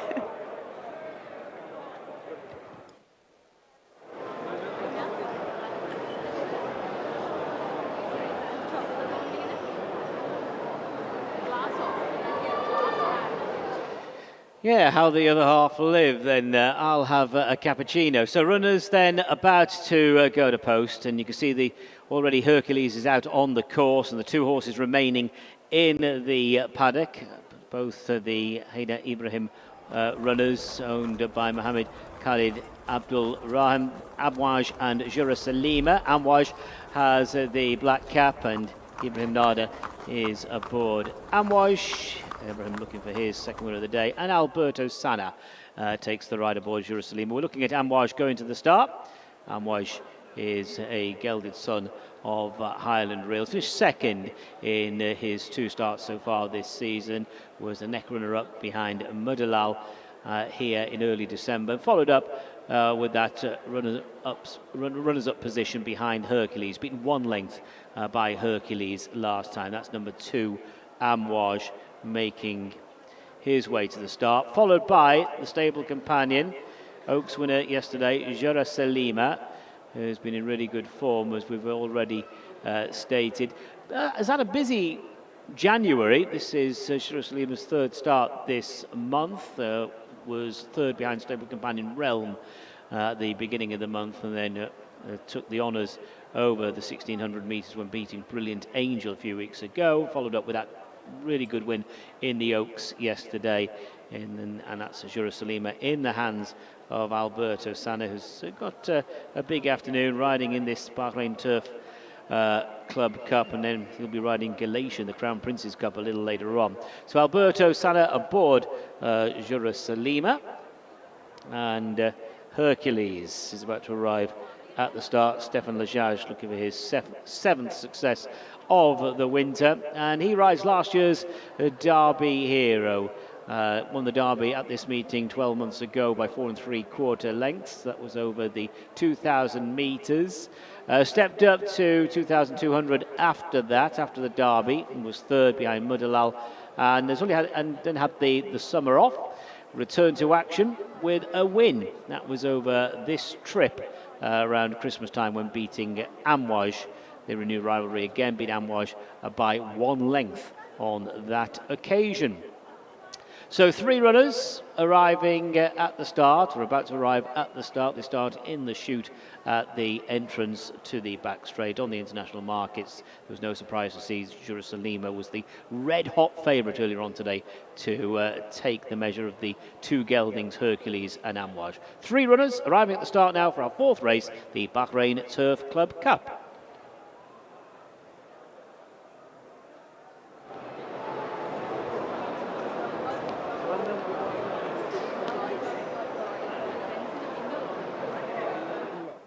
So Megan, just the 3 runners in this, could be a bit of a tactical affair. What's it like then? How do you approach such a small field race? Yeah, it's tricky, isn't it? I suppose Shura Salima has that penalty, but she looked very well considering she only ran yesterday, and she was our Oaks winner and looks to back that up once again. She's a short price favourite, and I imagine Alberto Sana will just want to keep everything simple, get her into a nice rhythm. She's in stall 2, so she's bang in the middle of the 3 runners, and Alberto will have all the options, just all about the rhythm. And of course, he's got the stablemate, or she's got the stablemate Amouage as well, so no doubt he's going to be covering up and allowing Shura Salima to get a true run race. Yeah, I think so, but Alberto knows best. Up to Darren to call it. Megs, and Hercules completes the lineup. Hercules goes in, 3 of them for the Bahrain Turf Club Cup, and they're off with Amouage starting on the outside, Hercules towards the rail, and Hercules is the one who makes the running. Last year's Derby hero, Hercules, going down the far side and already establishing a nice lead of a couple of lengths over the stable companions, Shura Salima and Amouage, who's got the black cap. So they go on down the far side. It's interesting to see they're actually shunning the inside running rail here by a few horse widths. And it's Hercules in front. Hercules by around about 2 lengths, followed by the Oaks heroine from yesterday, Shura Salima. And in third, Ibrahim Nada aboard Amouage. Stefan Lajaj aboard Hercules is about to put the right-hand indicator on and leave the back straight. Hercules from Shura Salima, and she did this yesterday. Shura Salima coming off the bridle fairly early in the race, pushed along by Alberto Sana, and Amouage is now challenging her its stable companion for 2nd place. As they turn in, Hercules has got into a nice rhythm and is at the top of the straight, about to face the final 400 metres with Stefan Lajaj aboard Hercules, and judging by Stefan's body language, he's been pretty happy so far aboard Hercules. Now Shura Salima, we know she's a game filly and she can find, but Amouage is right alongside Shura Salima. Hercules the leader, heading towards the last 200. Hercules in front by around about 4 lengths. Shura Salima 2nd place, Amouage in 3rd, but Hercules is going to take a notable scalp here. It's Hercules, 12 months on from his Derby success. Hercules is the winner. Causes a bit of an upset. Very close for 2nd. They are stuck together for 2nd, Shura Salima and Amouage. So Hercules, the winner, last year's Derby winner, has come good for Fauzi Nas. Takes Fauzi to the top of the Trainers' Championship for the current season here in the Kingdom. And Hercules got into a nice rhythm. And Stefan, judging by his body language, was always happy aboard Hercules from the top of the straight. He was just looking for the other two. And, well, Jura Salima, not her day today, but she doesn't owe anybody anything after that Oaks success. And she's had a busy few weeks, and she's involved in a photo for second place with her stable companion, Amouage. So pretty close for second. No doubt about the winner. And that is number 1, Hercules.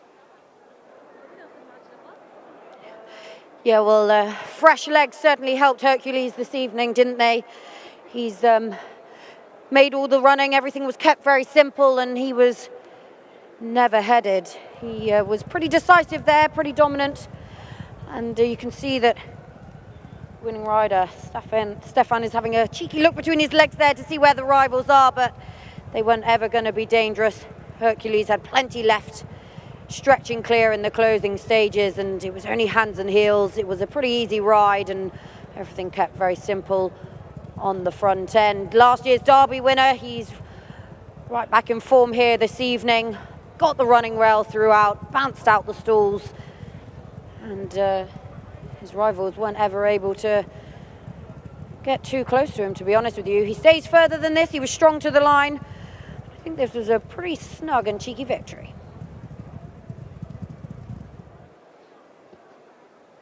Just to confirm the outcome of the photo finish for second place. Second was number 2, Amouage, and third, number 4, Jura Salima. So the provisional placings: first, number 1, Hercules; second, number 2, Amouage; and third, number 4, Jura Salima. We're going to go trackside, and we're going to rejoin Ali shortly with Stefan Lejage. Yeah, well done, Stefan. This horse has given you some good wins over the years. Thank you. Yeah. Derby winner last year. Win first time out this year. Today he do a good perf. I know it's only 3 runners. He give way to everyone. Amouage is not a bad horse, so I don't ride the race like we are 3, and I ride for my own horse because he have a lot big action. He's not this type of go slow, and he just kill them by his own pace. So I have to let him gallop a bit today. And nice to get a win on a big day like today for the team. Yeah, it was a long weekend, but it's not finished. It certainly is not finished. Well done. Well, Hercules is pretty fresh then. Looks like he's not had a run. But well done then to our winning jockey then, Stefan Lejage, in those familiar colours of Abdullah Fawzi Nas, trained, of course, by Fawzi Nas. Hercules was the winner of the Bahrain Turf Club Cup.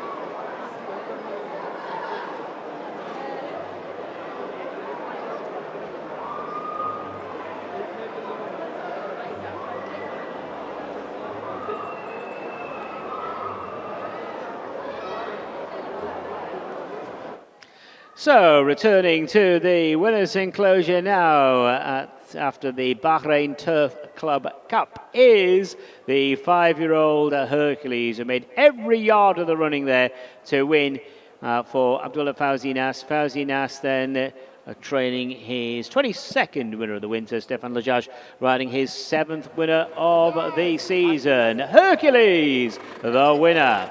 So the results: first, number 1, Hercules; second, number 2, Amouage; third, number 4, Jura Salima. Distances of 3.5 lengths and a short head, 3.5 lengths and a short head, and the official time of the winning horse, 1 minute 37. That's 37.53. 1 minute 37.53.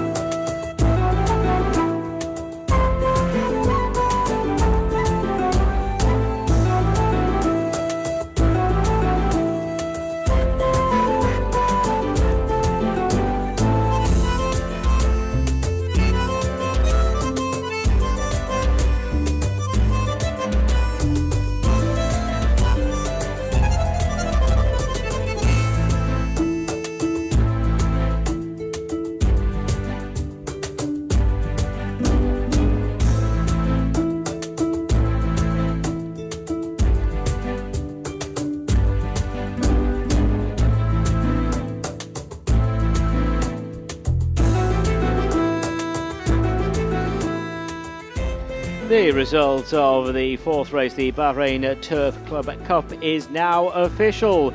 Weighed in, weighed in.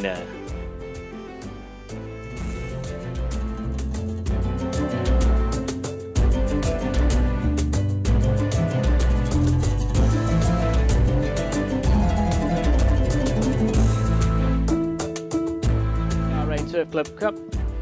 Just to confirm the result of the Bahrain Turf Club Cup, first number 1 Hercules, second number 2 Amwash, and third number 4 Jura Salima. 3.5 lengths and a short head, where the margins 1 minute 37.53 was the winner's time. Hercules making every yard of the running to collect in that grade 2. Takes us then to the trophy presentation for the Bahrain Turf Club Cup, and we welcome up Sheikh Mashal bin Mohammed Al Khalifa, member of the Bahrain Turf Club, to present the trophy. Well done to Hercules, well done to winning trainer Fawzi Nas, and it is Abdullah Fawzi Nas who receives that trophy, winning owner, and on behalf of his father, well done to winning jockey also Stefan LaJudge. Hercules then was the winner of the Bahrain Turf Club Cup.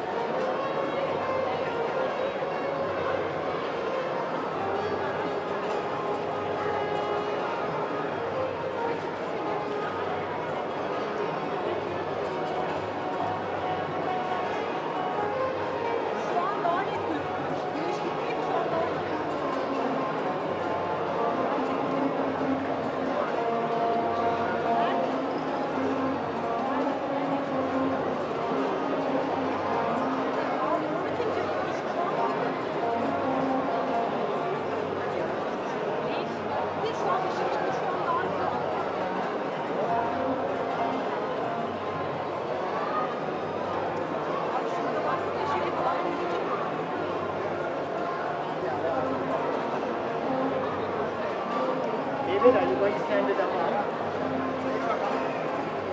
I think so. Take a look. All right, thank you.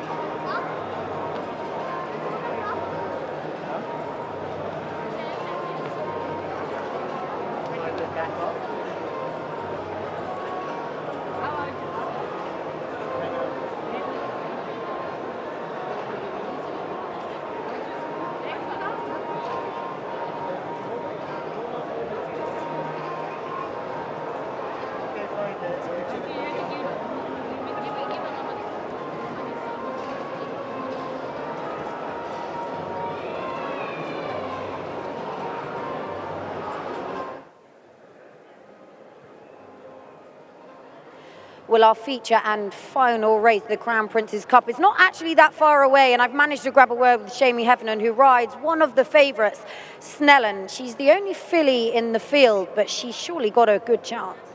Yeah, she's a winner here. She she's history because she's the first Irish winner. Yeah, she was a good winner at Ascot as a 2-year-old, and Gavin spotted a couple of races. The programme out here he thought would suit, so she's won, and then she ran very well in the handicap. So it's more chance to get black type. It looks as if she's a filly that likes to come through the field. Do you think that there's enough pace on for her? She's plenty of pace, and Gavin wasn't sure if going up the trip was her advantage, but she seems to be getting the trip really well on this track. So I presume I'll take me time and let them and come get them. That'll be plan A. And obviously it's a race with a couple of runners that have form that ties in together. For you, who do you think the biggest danger is? Asher, the favourite's strong and he's highly rated, but it's horse racing. Some days they're not machines, some days they don't turn up, and unless a horse can win. So I'm looking forward to having the ride in the race. It looks a strong race, so hopefully I can get some money. Yeah, well, very best of luck. Thank you.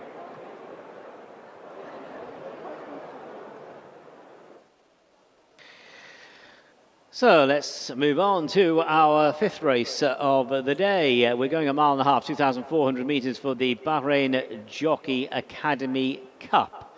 And the field of 8 runners just gathering in the paddock. Start for this race is right in front of the enclosures. Great spectacle. Get down to the starting stalls. It's great to see the action close up from the start. Number 1 is Panning for Gold. Neil Callan is in the saddle. Number 2, Christoph's first run here in the Kingdom. Stefan Lajage looking for a quick double.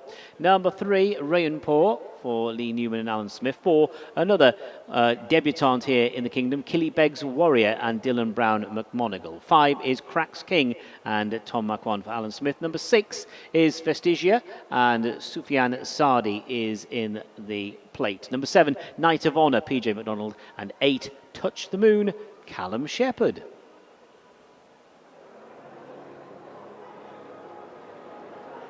Okay, let's have a look at the horses in the parade ring, and we're going to start with horse number 1, that is Panning for Gold, who will be running in the Al Mohammedia racing colours. Neil Callan takes the ride for trainer Fauzi Nas.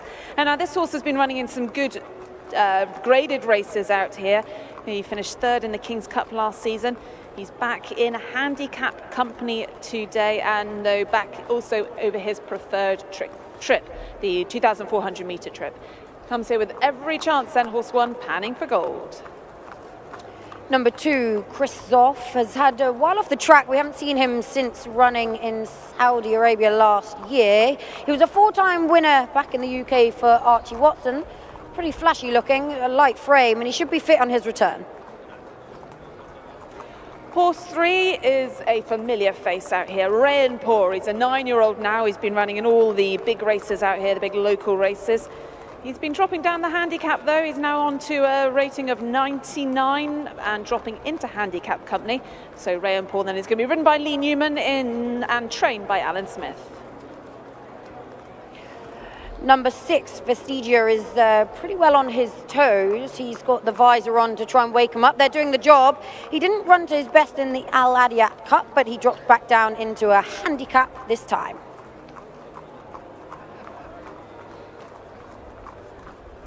Horse 5 then is Cracks King, another son of Frankel in the Al Adiyat racing colours. Tom Marquand takes the ride on this horse. He's having his second start in Bahrain. Used to be trained by James Fanshawe. He won an over in the summer for him before moving on to come out here, and he finished 7th behind Snellen in the Bahrain Turf Series on his debut out here. Looking to improve on that. That is 5, Cracks King. Number 7, Knight of Honor, goes for PJ McDonald. He's in the saddle this time around. This horse has been placed a couple of times this season. He didn't run to his best in the Al Adiyat Cup, but I think we can forgive him for that effort and we might see him bounce back.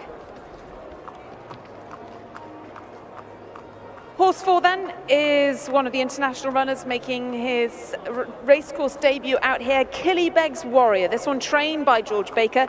Dylan Brown McConaughey takes the ride on this horse. He's a 3-time winner for Charlie Johnson. He's been at a busy 2024. He was sold though at Tattersalls in the autumn. He hasn't run for a while, but he's been running in some big handicaps last season. Killybegs Warrior then is horse number 4.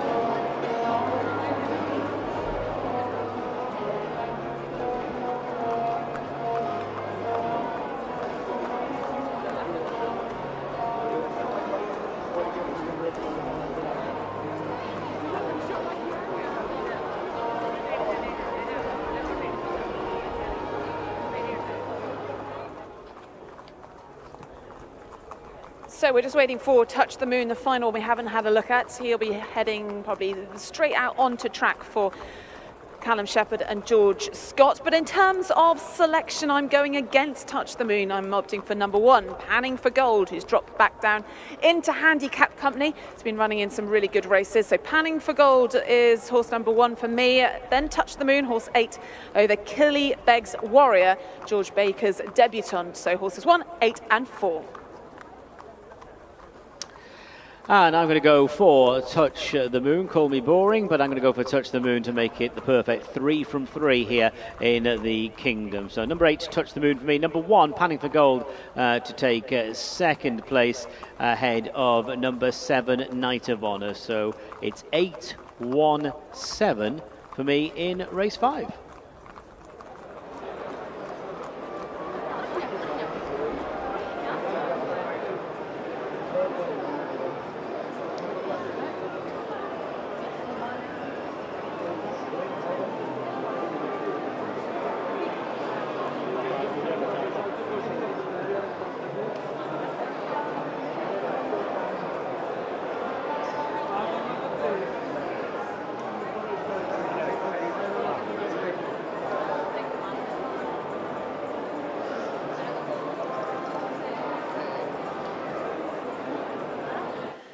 You just see that Cracksing is playing up a little bit. He's got pretty hot and sweaty there.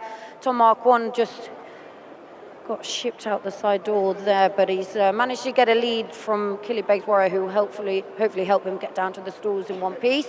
He's not being overly well behaved for Tom Marquand, but Tom is none the worse. Landed on his feet, as I say. Hopefully he'll be fine now. The stalls aren't too far away. He's just going to hack down to the start, nice and steady.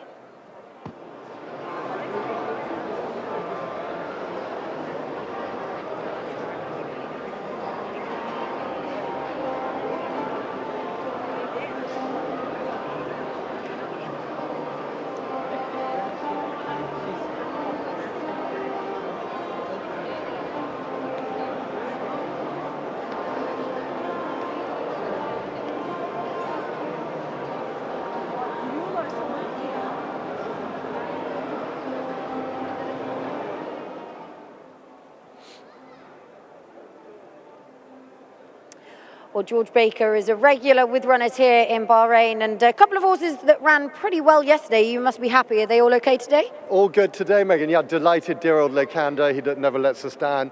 Hopefully that nice handicapper standing over there will give us a couple more pounds and we can have another day with him. But no disgrace from him, and Desert Cop and Get It, both very nice races. Hopefully they'll have their days as well before it's all over. Well, in this we have Killybegs Warrior, who's running for you for the very first time, over here for the very first time as well. What can you tell us about him? He's a gorgeous horse. I'm delighted to have him on the team. We've taken a bit of time with him. He didn't travel over brilliantly, so we just gave him time to settle into it. And this looked like the right race for a starting point. Obviously, hopefully get him into a series race in 3 weeks' time. 1.5 miles, first time over that trip.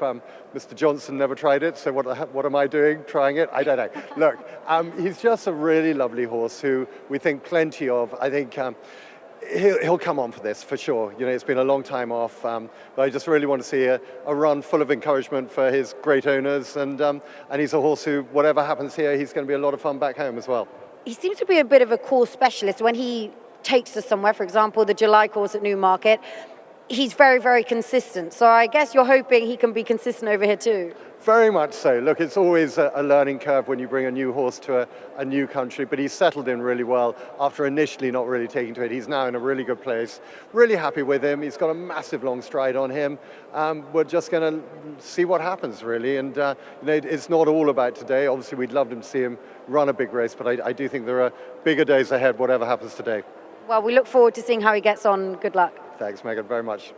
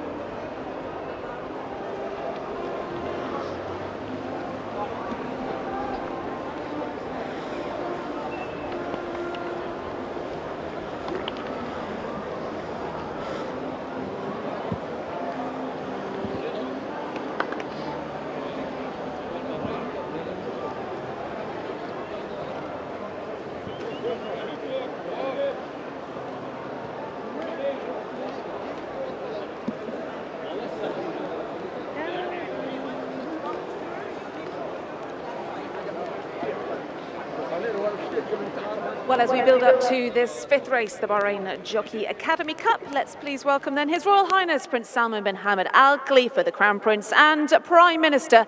Welcome to the Rashid Equestrian and Horse Racing Club.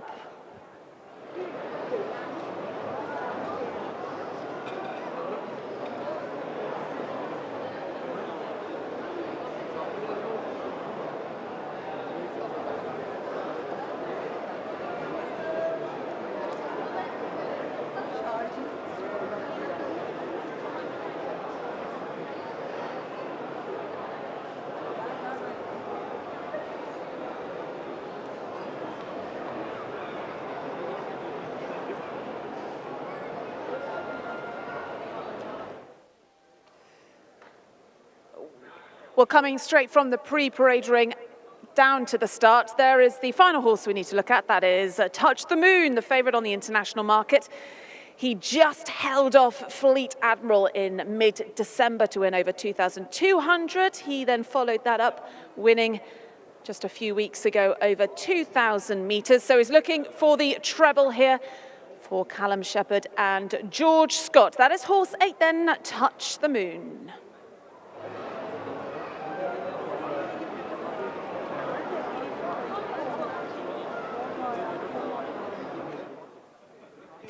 Okay then, Megan, so Touch the Moon is the favourite on the international market. He's looking for his third win on the bounce. But this, again, he's gone up. He's gone at what, £6 then since his last victory. And he's obviously stepping up in distance as well. Do you think that will suit him?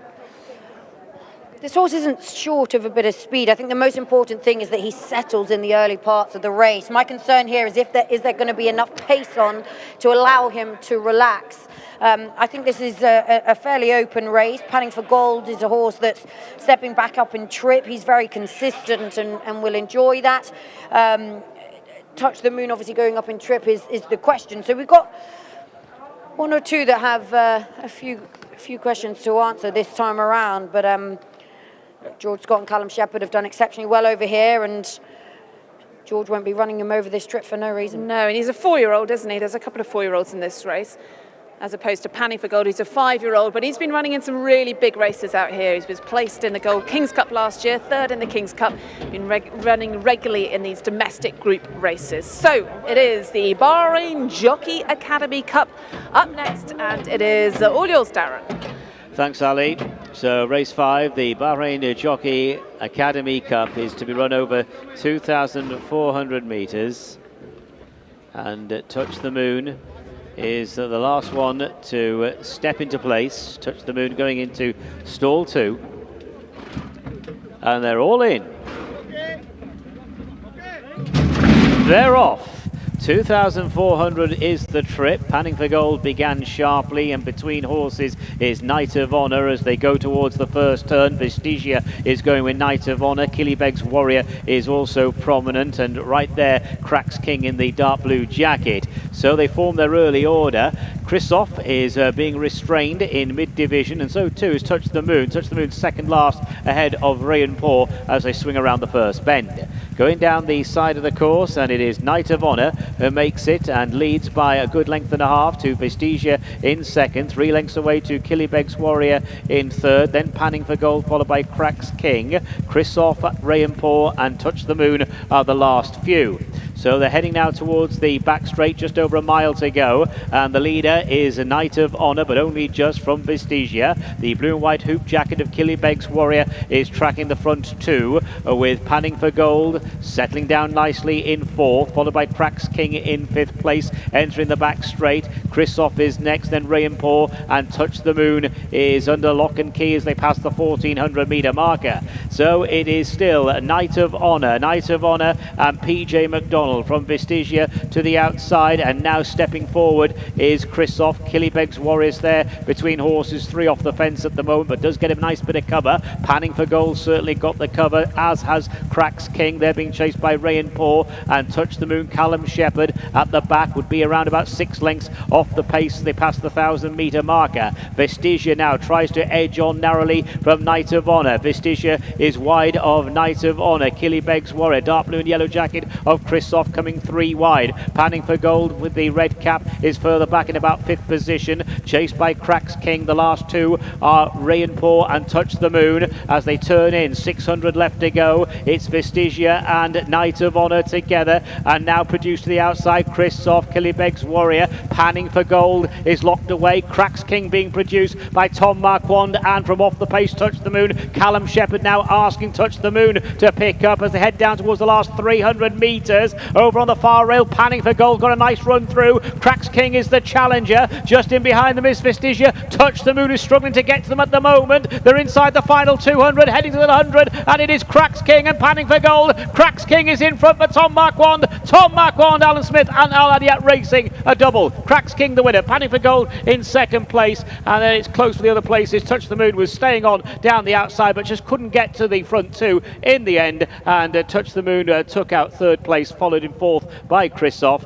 So it's Cracks King who goes on to win. Tom Marquand, Alan Smith, Cracks King. This is a horse who made his debut here in the Kingdom in a Turf Series race, in the Turf Series race won by Snellen at Christmas time. Ex-James Fanshawe runner, won in the UK at 1.25 miles and 1.5 miles. Great run up the inside from Neil Callan on Panning for Gold, but Cracks King too strong for Panning for Gold. Touch the Moon, well, Callum got this horse settled at the back end of the field, but just couldn't get to the front two in the end, and Touch the Moon has finished in third. And a good run on his debut in the Kingdom from Christoph there. Good solid effort from Christoph in fourth place. So provisionally the placings at the end of race 5, the Bahrain Jockey Academy Cup. First, number 5, Cracks King. Second, number 1, Panning for Gold. Third, number 8, Touch the Moon. And fourth, number 2, Christoph. Well, Tom Wakond will feel as if he deserved the victory on Cracks King, having been pretty tricky on the way down to the start, but he certainly had the best luck and smoothest run down the home straight. Switched towards the middle of the field and quickened up nicely. A bit of a battle with Panning for Gold, who only just managed to get out at about the 200-meter mark, but I think he had enough time, if good enough. Cracks King, you can see, pulling away at the line. This is his first victory on the turf. He's certainly taken well to it. See the head on here. Panning for Gold has just got out up that rail. Tom Marquand in the blue colours towards the middle of the track, and he had a very willing partner there towards the line. Be interesting to see what Tom thinks, how much improvement is still to come from this horse. He knows him well from riding him back in the UK for James Fanshawe previously, and despite being pretty wound up in the prelims, this horse has put up a very good performance, and yeah, I think Tom will be able to give us more, but I wouldn't be surprised if there's a lot more to come from this horse.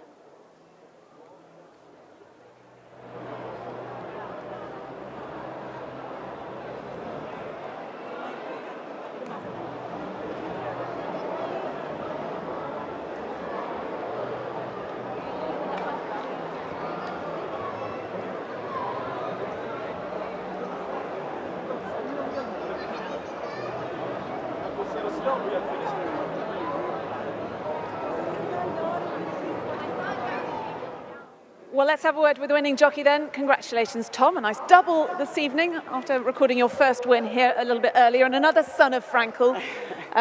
What kind of feel did this one give you? Yeah, a nice one. He's a lovely horse. I actually won on him in England as well, and I was impressed. I remember being impressed with him. You know, he's a horse that stuck in my mind a bit. So he was obviously a very good purchase, and he's made it worthwhile now by winning. But I think he's going to be doing more over here for sure. That's exciting, and he had to really dig in pretty deep at the end there to fend off Panning for Gold. Yeah, that was probably my fault.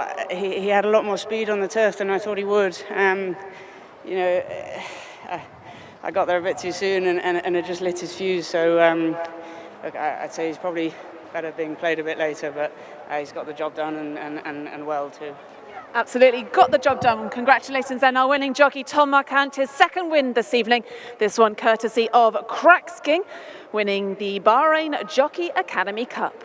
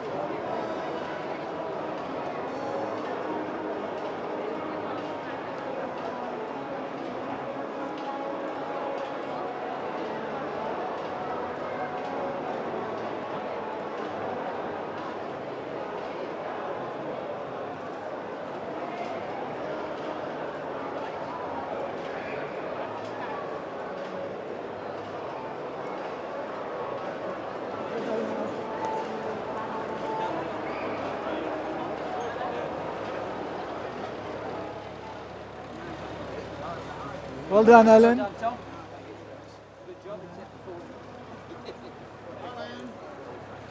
Alan Smith. Yes.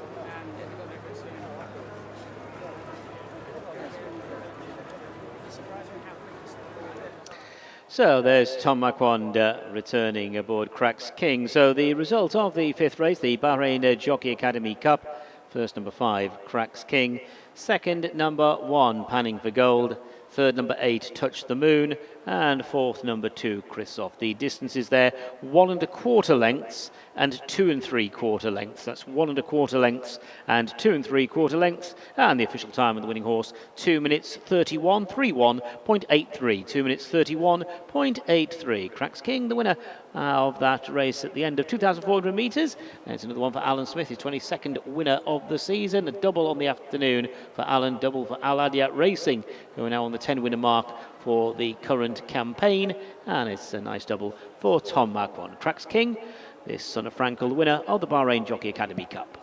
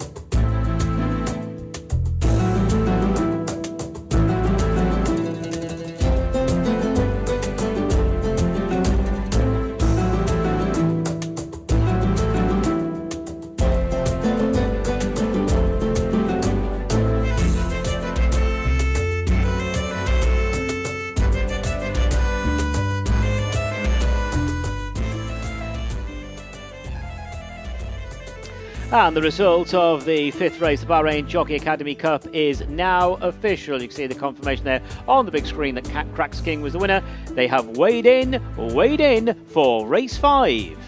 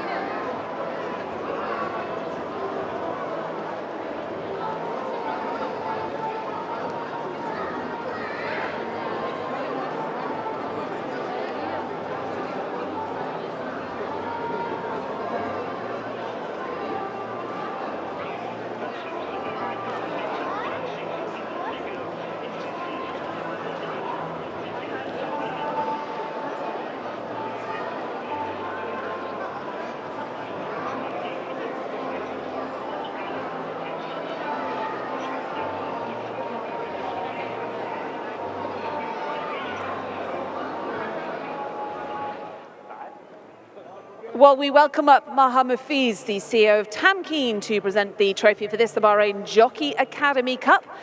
Well done to Cracks King, an impressive winner under Tom Marquand for trainer Alan Smith. And Alan receiving the trophy there on behalf of winning owner Al Adiyat Racing. Colin Rayner also alongside the man responsible for running the Bahrain Jockey Academy Cup. So congratulations then to all connections of Cracks King, the winner of our 5th race this evening, the Bahrain Jockey Academy Cup.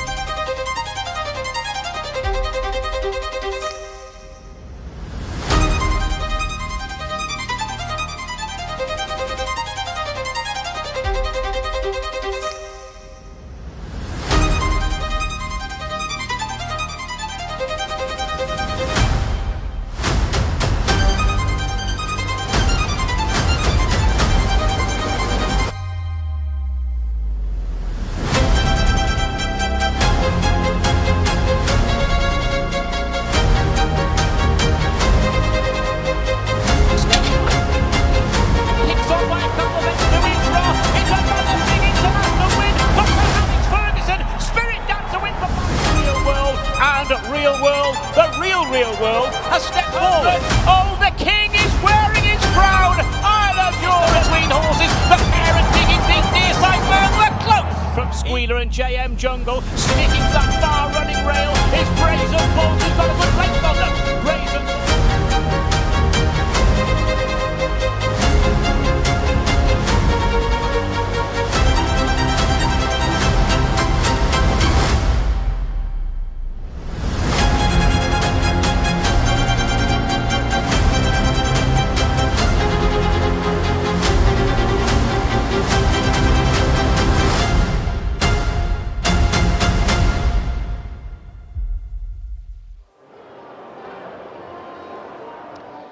And it's classic time now. Race number 6 on today's card is the 2025 running of the Bahrain Derby. It's over 2,000 metres. Let's have a look at the field. Number 1 is California. Callum Shepherd is aboard. 2, Call to Court, Lee Newman.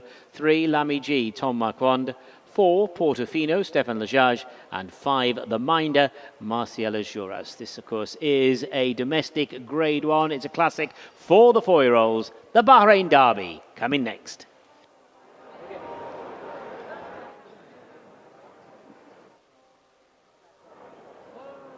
Okay, let's have a look at these 4-year-olds in the paddock. Gorgeous looking horse number 1, California. He finished 2nd in the trial, a length and a half behind El Vogue. That was over 1,800 metres. He's having his 4th career start today. He's already won in mid-December over the 1,800 metre distance. California then, he's running in the colours of Abdullah Sami Nas and trained by Fauzi Nas, and Callum Shepherd takes the ride on this horse 1, California. Number 2, Call to Court, is ridden by Lee Newman, one of a couple of runners for Alan Smith. Can't miss him with that big white face, but he needs to step it up, having been well beaten in his 4 starts to date. He is up in trip today. Horse 3, that is Lamy G, who'll be running in the colours of Al Ariat Racing. He's had 4 starts here in Bahrain. He won on his debut last February. We last saw him in the trial where he finished 3rd behind El Vogue. Man of the moment, Tom Marquand takes the ride looking for a treble. He's on board horse 3, Lamy G. Number 4, Portofino. He's quite a tall and leggy type of horse. His win came over the 1,400 metres. He's quite consistent, but he's got form in behind California and Lamy G, so he is going to have to reverse that.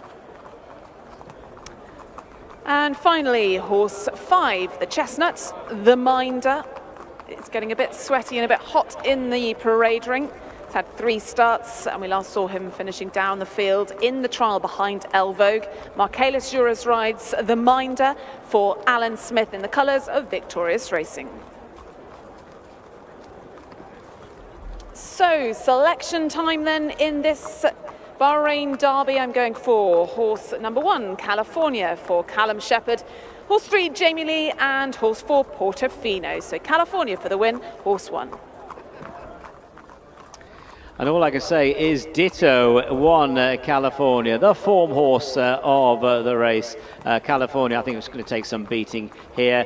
And that will be at the expense of Lamy G, number 3, Lamy G, who has been pretty consistent without winning this season. 2nd and 3rd placed efforts. And number 4, Portofino, will probably chase that pair home. So I'm going to go 1 to beat 3 and 4.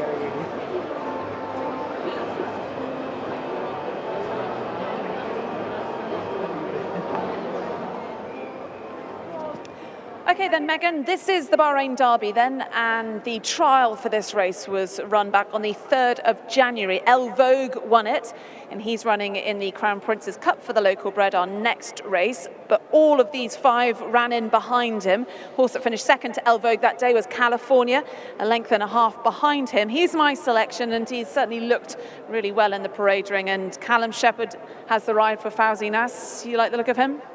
Yeah, he's quite a compact type of horse, isn't he? He looked well. He took the prelims extremely well.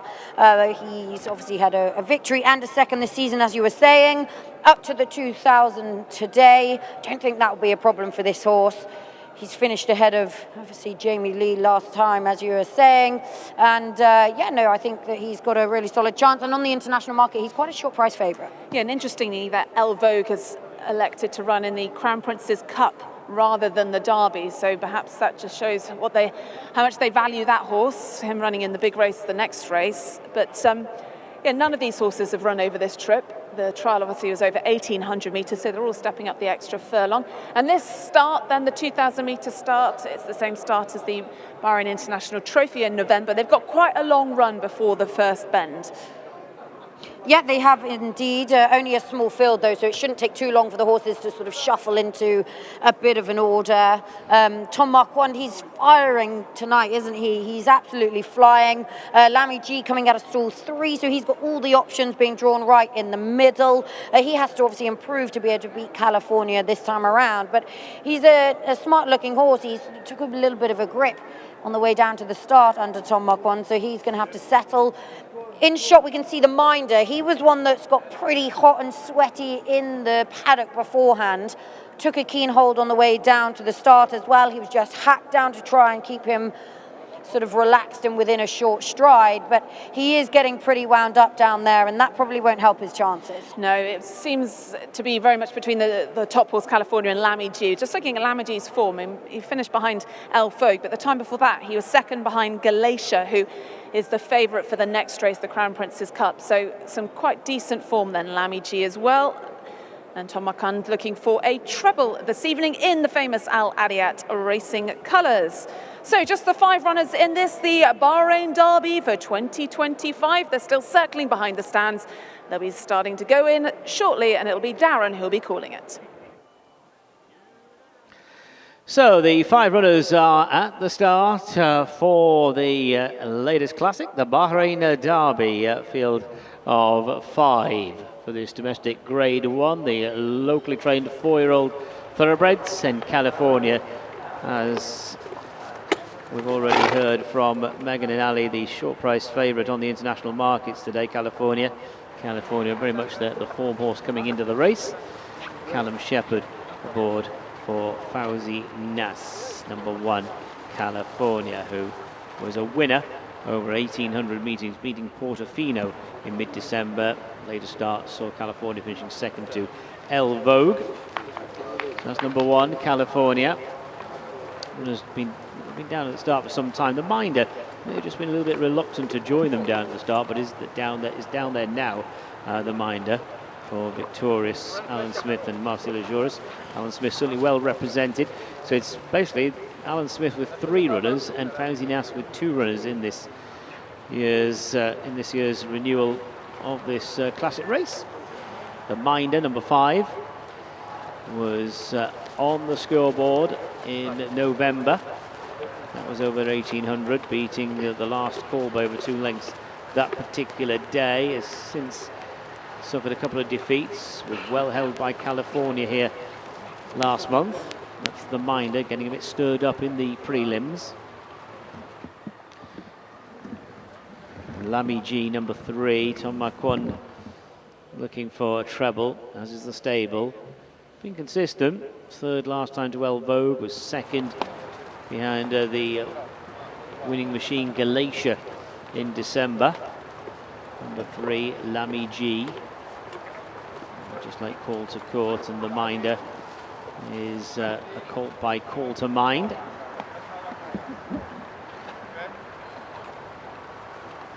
So that's a close-up of Lamy G. He'll be going into stall 3 shortly. And we've spoken about the Minder. The other Alan Smith representative is Call to Court. Lee Newman, blue and white striped cap, rides Call to Court for Al Adiyat Racing. And this horse has been well held in his most recent start. So they're going into the stalls for the 2025 Bahrain Derby. California and Portofino, the first 2 to load. And now Lamy G to go in. 2 to go. The Minder and Call to Court. This classic race over 2,000 metres. Domestic Grade 1 action. The Minder goes forward. And Call to Court, the last one to load. All in. Ready, jockey? Okay.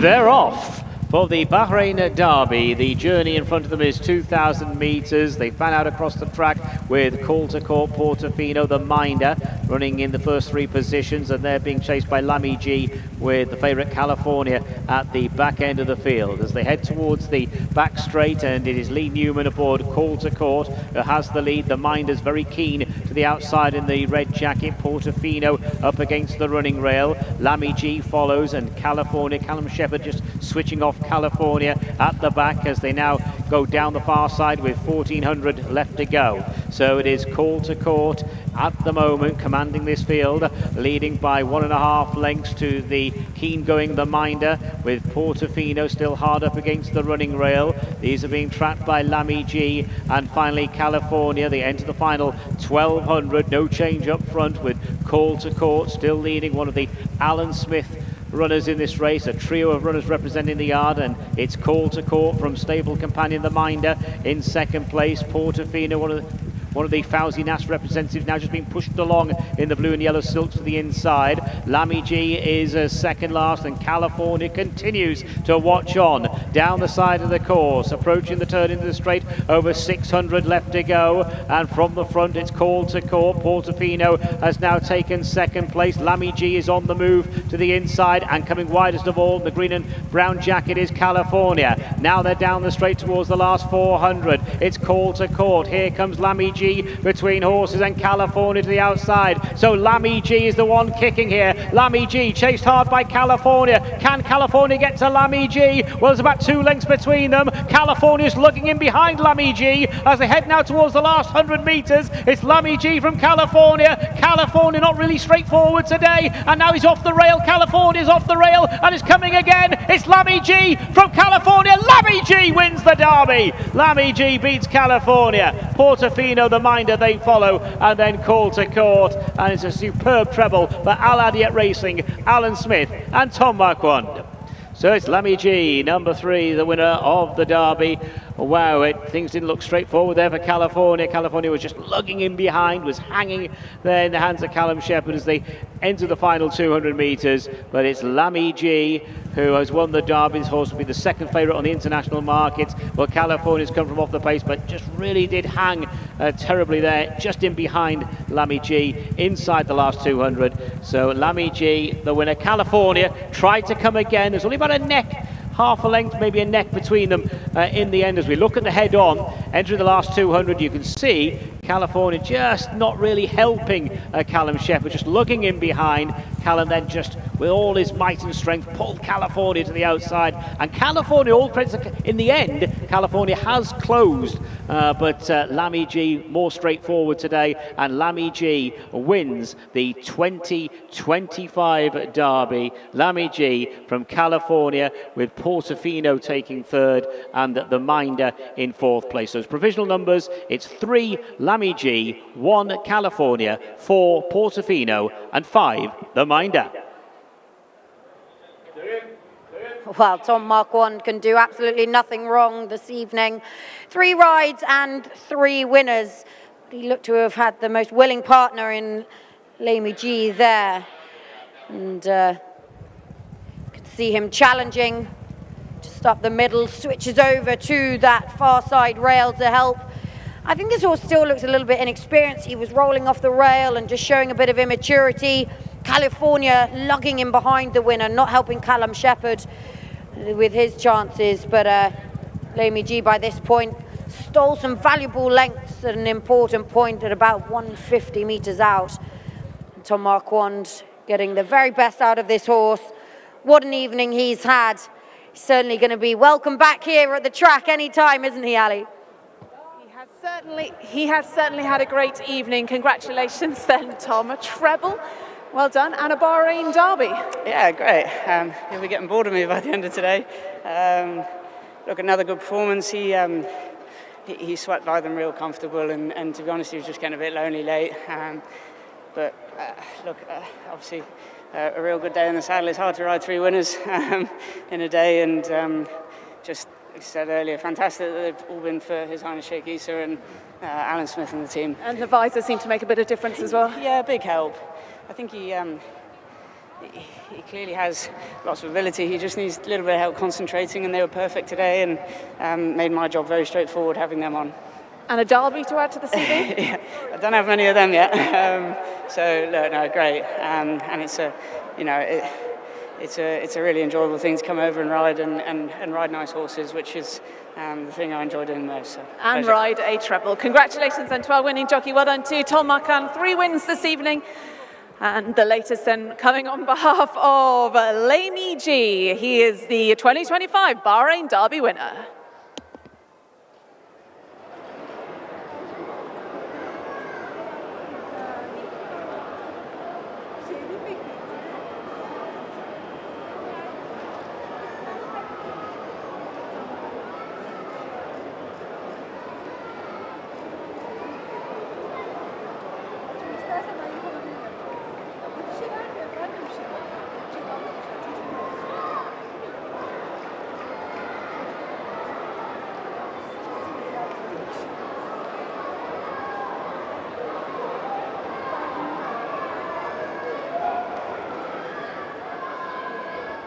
And Tom is getting a great reception from the local crowd. Let's give him a cheer as he comes around the parade ring.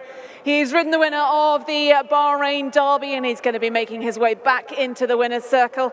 This son of Call to Mind, who's been prolific out here, the stallion who stands at Safra Stud. And he's produced the Derby winner for 2025. It is Lamey G, trained by Alan Smith, and in the colours of Al Adiat Racing, ridden by Tom Marquand, the 2025 Bahrain Derby winner. Let's welcome him back into the winner's circle.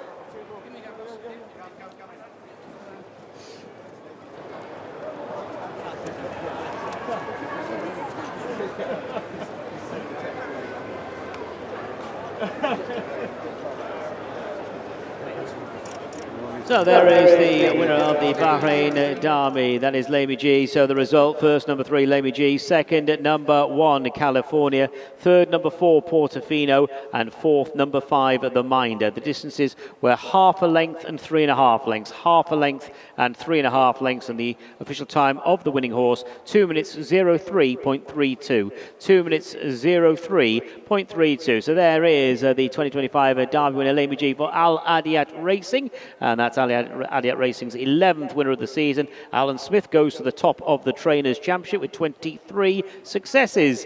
And it's been a nice day's work for Tom Marquand, with a treble on the day for Tom Marquand, along with the winning owner and trainer. Lamey G, the winner of the Derby.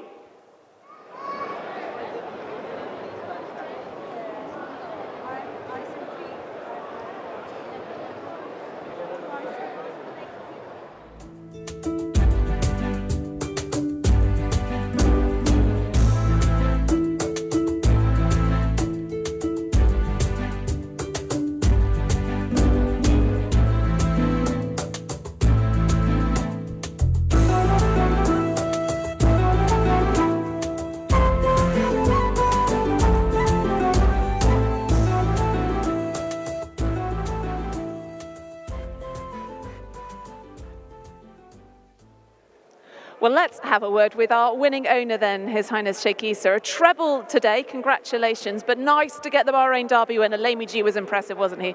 Yes, and I'm very thrilled for the Royal Stud of Bahrain, and thrilled for His Majesty that a son of Call to Mind won the Derby.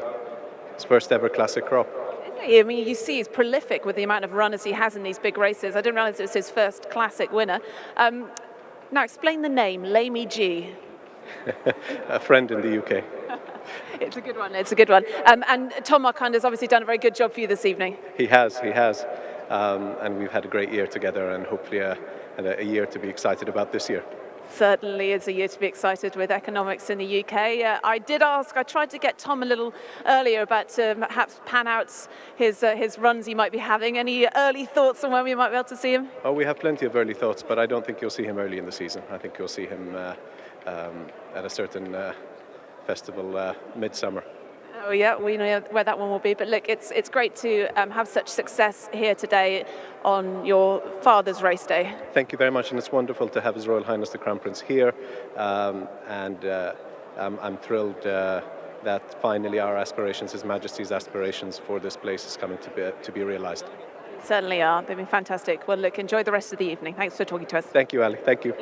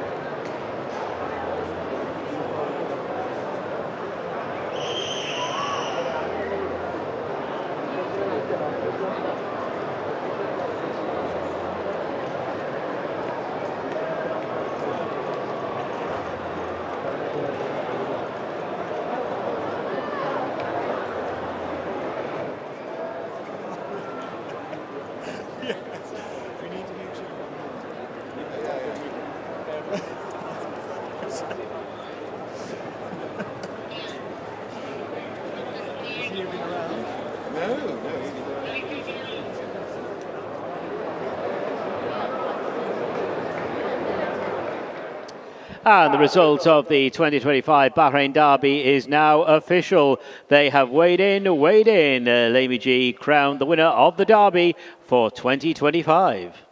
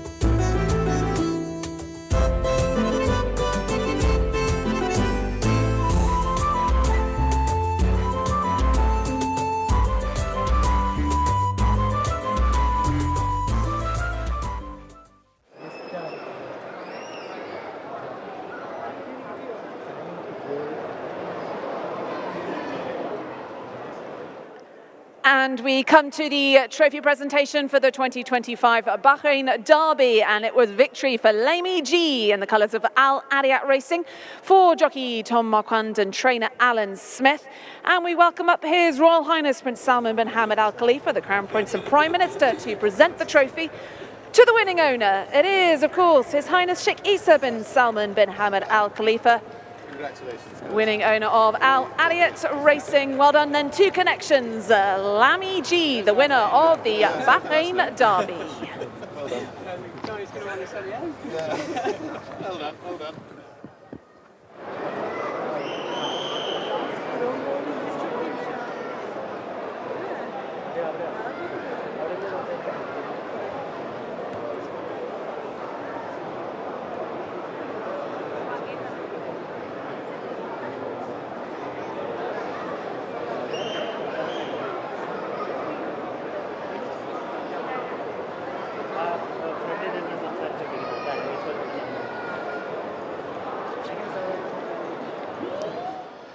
Seventh race is a local Grade 1, a domestic Grade 1. This is the 2025 Crown Prince's Cup then for the locally bred thoroughbreds, sponsored by Sabaco. Number 1 is Epic and Stefan Lejage. 2, Living Art, Callum Shepherd.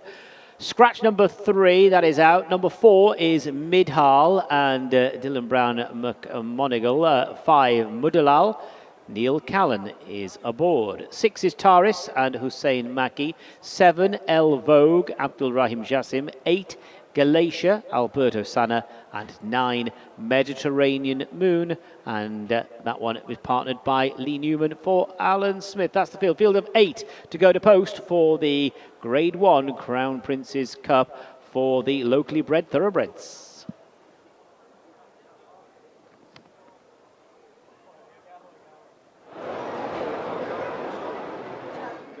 Let's have a look at them then. This is horse number 1, Epic. He's the Derby winner in 2022.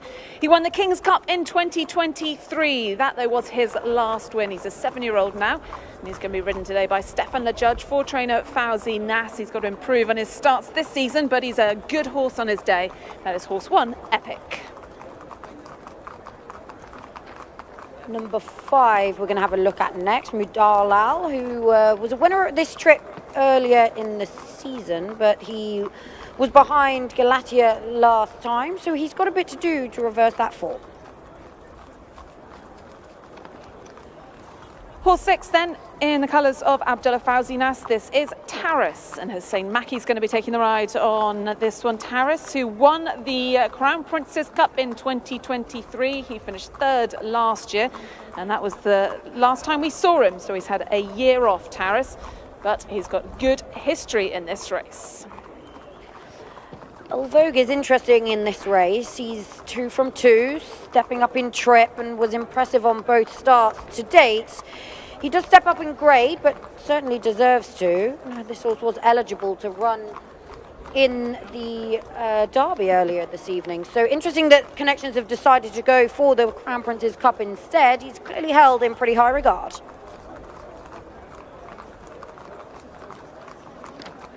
Horse 8 is next then, and this is Galatia, the brilliant Oaks winner last year, and she's been a super winner of her 2 starts this season. She's highly thought of by Connections then. And we're running in the colours of His Highness Sheikh Hamdan bin Abdullah bin Isa Al Khalifa. Alberto Sana takes the ride for trainer Hadi Ibrahim, and she will be certainly one to beat in this. This is horse 8, Galatia. Number 9 is nicely on her toes, Mediterranean Moon. She wasn't far behind Glacier last time. She certainly was closing the gap. She's ran some pretty good efforts in defeat this season. Alan Smith has had a pretty amazing evening, 3 winners already. He's looking for the 4th. Lee Newman is on board this mare tonight.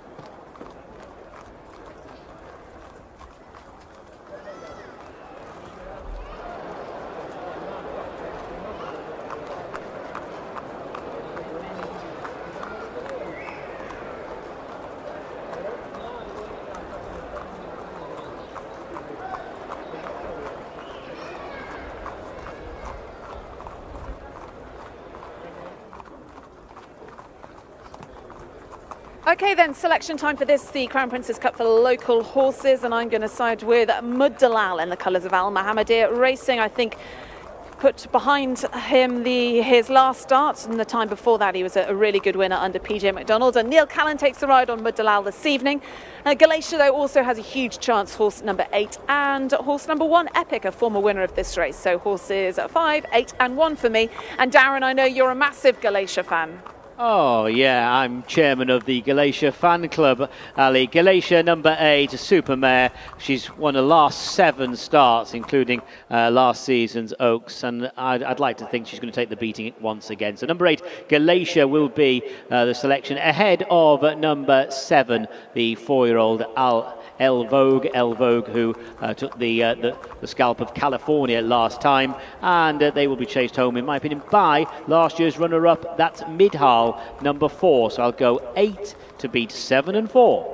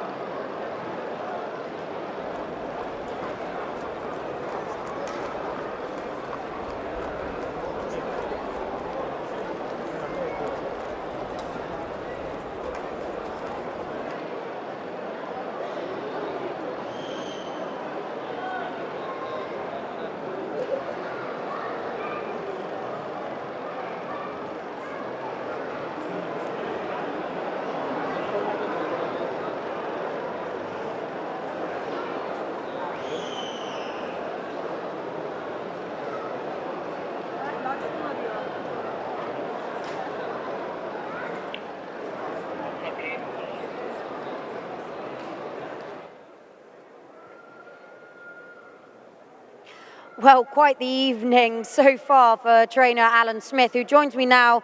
One runner left, Mediterranean Moon. Do you think she can complete what's been an unbelievable evening of racing? Well, I think it would be unbelievable if she was to win, but she's a nice mare, and she always runs an honest race.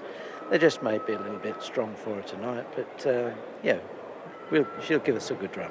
She's closed the gap on Galatia, though, and she looks to be improving with each start. Yeah, I mean, she just has to get the race run to suit her. But she's a nice mare, you know, there's not an awful lot of her, but she's been a good performer for us over the years. It's pretty tight at the top of the trainer standing so far. I think this evening has allowed you to pull a couple of clear. A little way to go, but are you confident? Really don't look at numbers, honestly. They all say that. No, I don't, but I don't. Okay, well, I'm not sure if I believe you or not, but one thing I do think is that you've had an amazing evening. Highlight must be winning the Derby. Well, I think the highlight was giving Sheikh Issa 3 winners while his father's here. It's always, you know, nice to do that. And Sheikh Salman's a wonderful chap and very supportive of the racing here. So very, very nice just to do it. Yeah, well, very well done, and good luck with your final runner of the night. Yeah, thanks, mate. Thank you.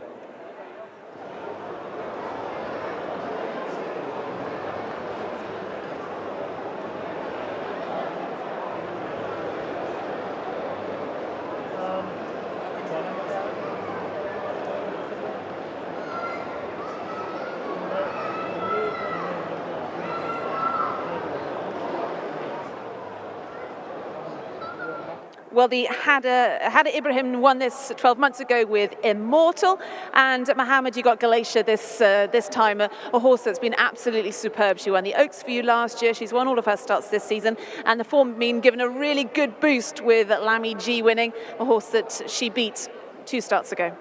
Yeah, I think we're entering this year, this cup, the Crown Prince Cup with Galatia, different name since last year we won it with Immortal. So hopefully she can be that level and we can win the Crown Prince Cup twice. Yeah, what kind of tactics are you looking to employ for this? I mean, you know she's going to stay. I think we have only one runner in this race, so we can wait and see what the others are going to do. Fawzi got a lot of runners, so I think he's gonna tactic in the race. So she's the best horse in the race, so Alberto gonna wait and see what she's gonna answer him. And the likes of Fawzi and Alan Smith have got so many horses in these local races. For you, your stable, how big is it to win a race like this and to be represented in these classics as well? It means a lot for us to win this race. We won it last year with Immortal, different owner, Mr. Mohammed Abdulrahim, and his father, the breeder Khalid Abdulrahim. So hopefully this year we can win it for His Highness Sheikh Abdullah and his sons. Who is a huge supporter of the sport globally, but particularly here with the local breds. He's a huge supporter for local bred races in Bahrain at all. I think they are the best breeders for the locals. Well, all the best then with Galatia. Good luck. That is Mohammed Haider, then Mohammed Ibrahim, rather, who's assistant trainer to his father Hadir, and they've got Galatia then in this, looking to follow in the footsteps of stablemate Immortal, who took this race 12 months ago.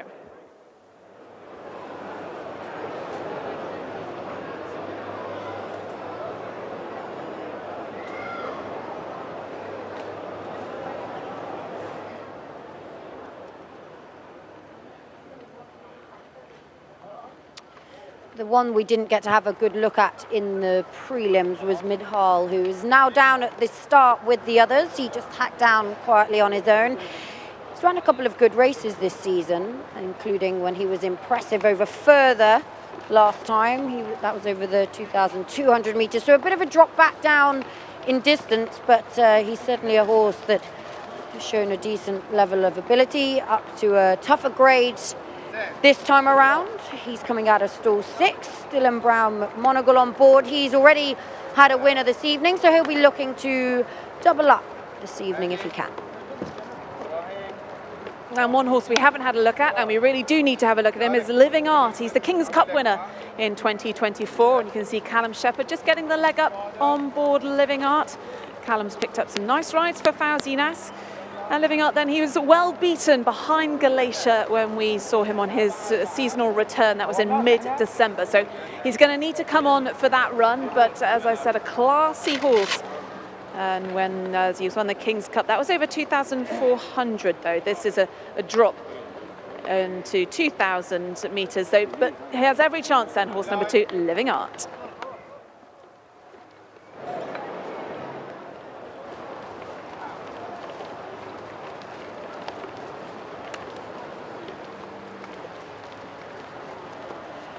So, Megan, then we've got the last 2 King's Cup winners lining up against each other in Epic and Living Art. We've also got the Oaks winner from last year, Galatia, and she really very much is the horse to beat in this in a way because she's been so fantastic this season. She's coming into this race in fine form, whereas the other 2 have been beaten on their more recent starts. Yeah, Galatia is certainly flying. She warrants plenty of respect, doesn't she? El Vogue, I suppose, the interesting runner, the young pretender here, 2 from 2.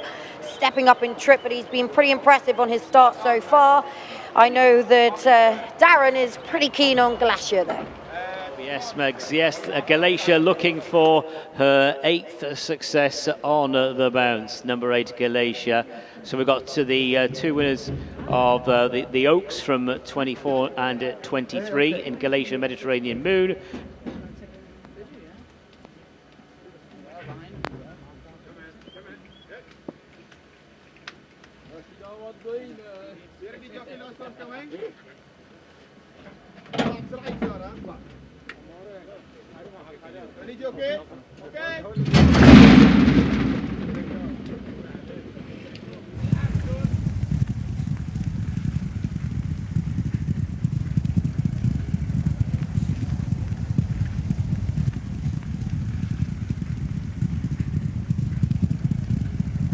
In behind them, followed by Living Art as they go towards the first turn. Mediterranean Moon's just trying to settle. Mudalal the Grey is following. The last 2 early are Taris and Galatia. Moving on into the back straight, over 1,400 left to go, and it is Epic in front by almost 2 lengths. Epic, dark blue of El Vogue to the outside of the green and brown jacket of Living Art, who's sitting to the inside running rail as they continue down the far side. They're being followed by Mediterranean Moon.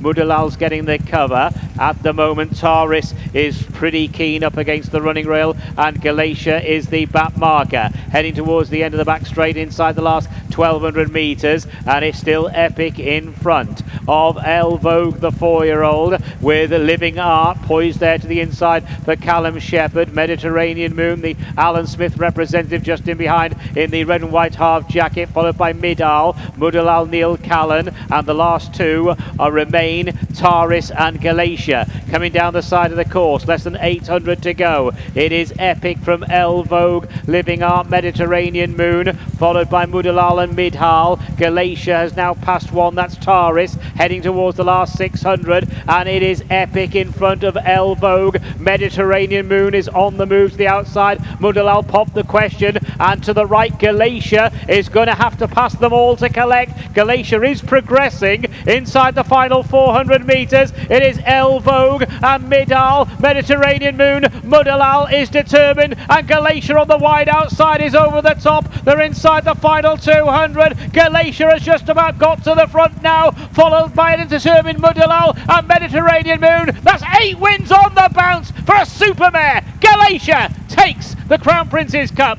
tight for the places there, involving Mediterranean Moon, Mudalal, right in the mix was Midal, and they were chased in by El Vogue.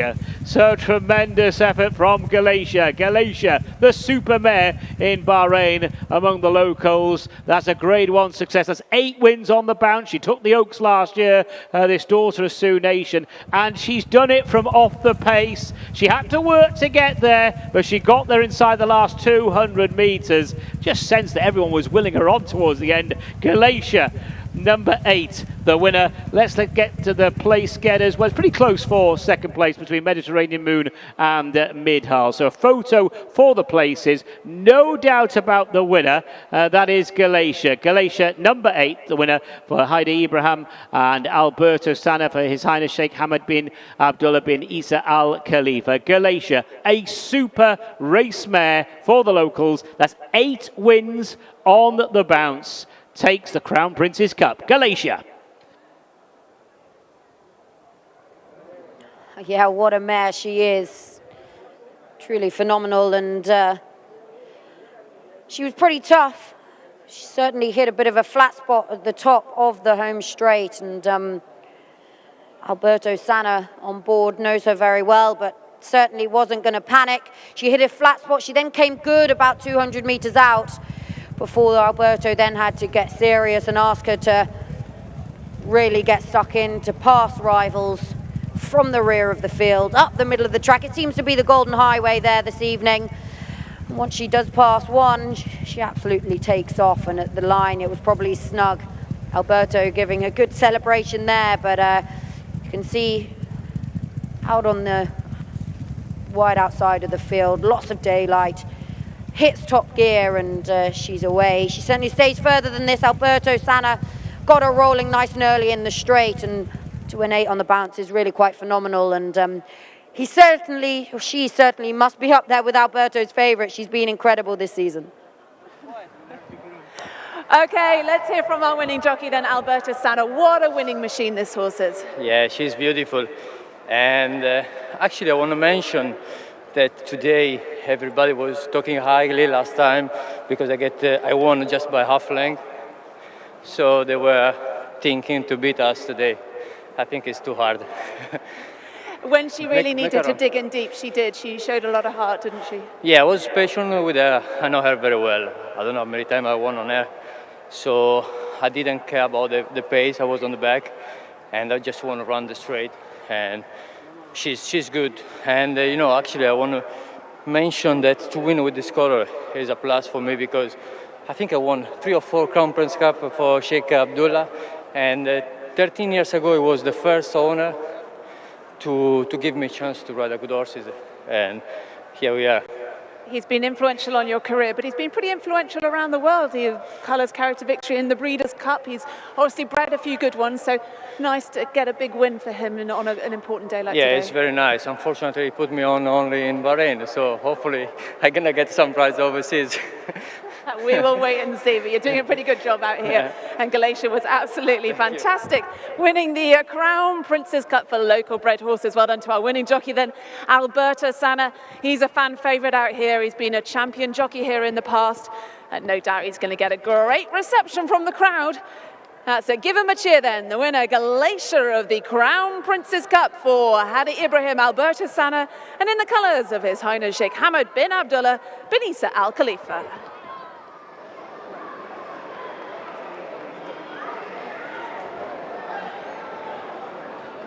So there is the Supermare Galatia returning to the winner's enclosure. Galatia winning 8 races on the bounce now.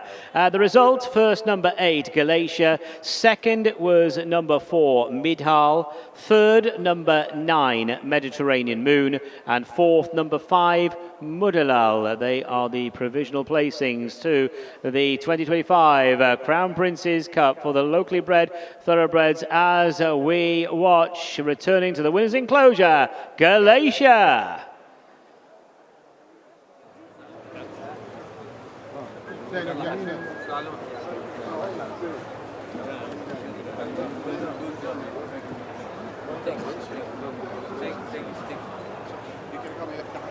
شيخ حمد الله يسلمك.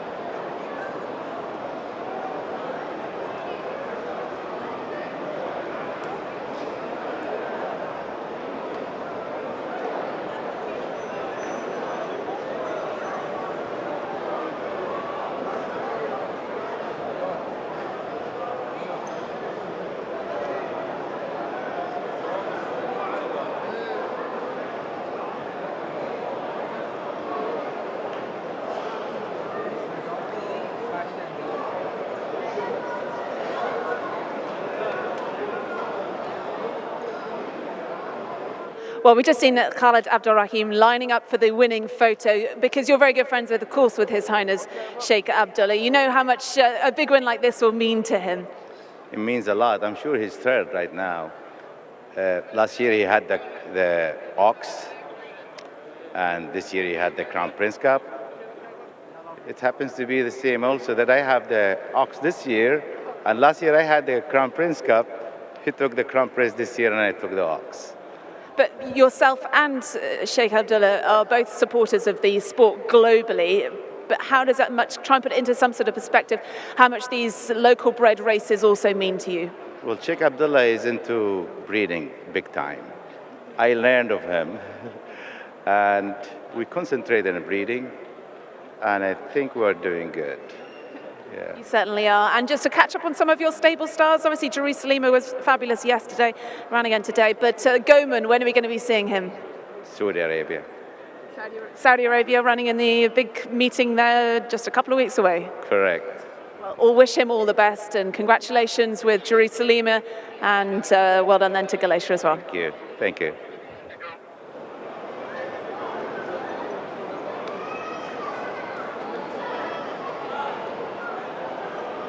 Result of the seventh race is now official. They have weighed in. So confirming the result, first number 8, Galatia. Second, number 4, Midhal. Third was number 9, Mediterranean Moon. And the fourth horse, number 5, Mudalal. Fifth was number 7, El Vogue. The distances 1 1/4 lengths and a nose, 1 1/4 lengths and a nose. And the official time of the winning horse, 2 minutes 06.21. 2 minutes 06.21.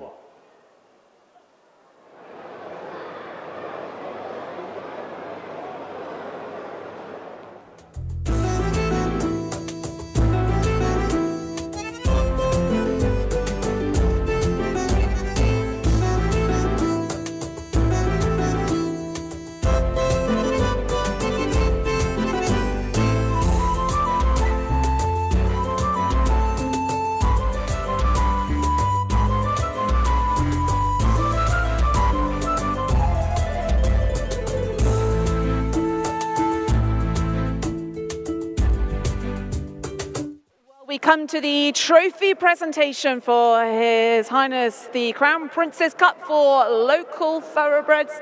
And it's a win for Galatia in the colours of His Highness Sheikh Hamad bin Abdullah bin Isa Al Khalifa. And we thank His Highness Sheikh Nasser bin Hamad Al Khalifa, the representative of His Majesty the King for Humanitarian Works and Youth Affairs, for presenting the trophy. But it was a brilliant win, her 8th on the trot.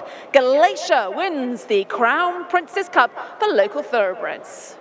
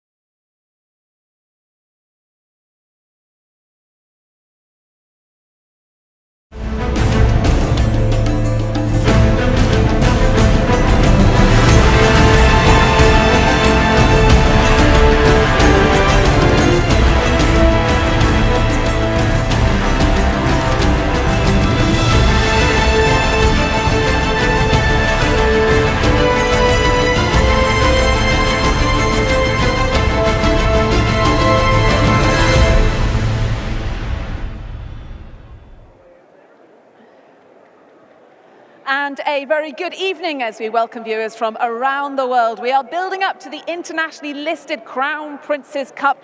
It's one of the biggest races here in the Kingdom of Bahrain, and this year, Meg, worth $150,000 US. Yeah, the atmosphere is really building here. The crowds are flooding in. We've got 7 runners, 3 international, and the rest are local. The best of the best taking on each other in this year's Crown Prince Cup. And this year, the international favourite is Phantom Flight, trained in the UK by George Scott. He'll be ridden by Callum Shepherd, and those two were victorious 12 months ago with Isle of Jura.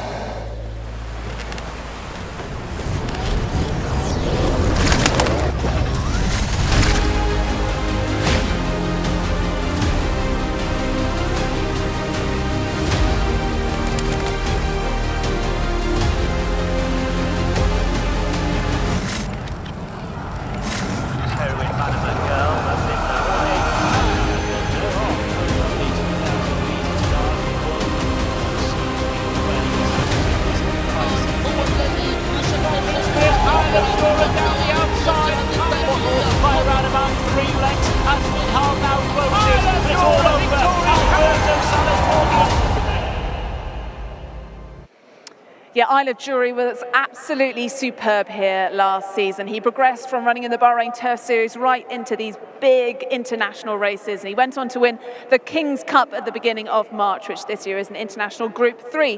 But Megan, today is all about this big listed international race to end the card, but we've had a busy old time of it this evening. It's 8 races, and we've seen the Crown Prince's Cup for the local bred thoroughbreds, the Crown Prince's Cup for the Arabian horses, the Bahrain Derby. There's a great atmosphere here with a lot of important people as well. Yeah, there is a great atmosphere. I suppose it's the halfway point, isn't it? The big race of the mid-season, and it's great that we have got the best local and the best international horses coming together for this listed race. I think we've got to say Tom Marquand and His Highness Sheikh Issa have had the most incredible night. 3 winners on the card, trained by Alan Smith. They haven't got a representative in this race, but they are definitely going to be watching on to see how things go this time around. George Scott and Callum Shepherd are not going to be giving their trophy away with ease. They want to retain it. No, they certainly do, and they've been in flying form out here this season. Phantom Flight, then their representative in the big race. But let's get to all the details on all 7 runners in the 2025 Crown Prince's Cup with our commentator, Darren Owen.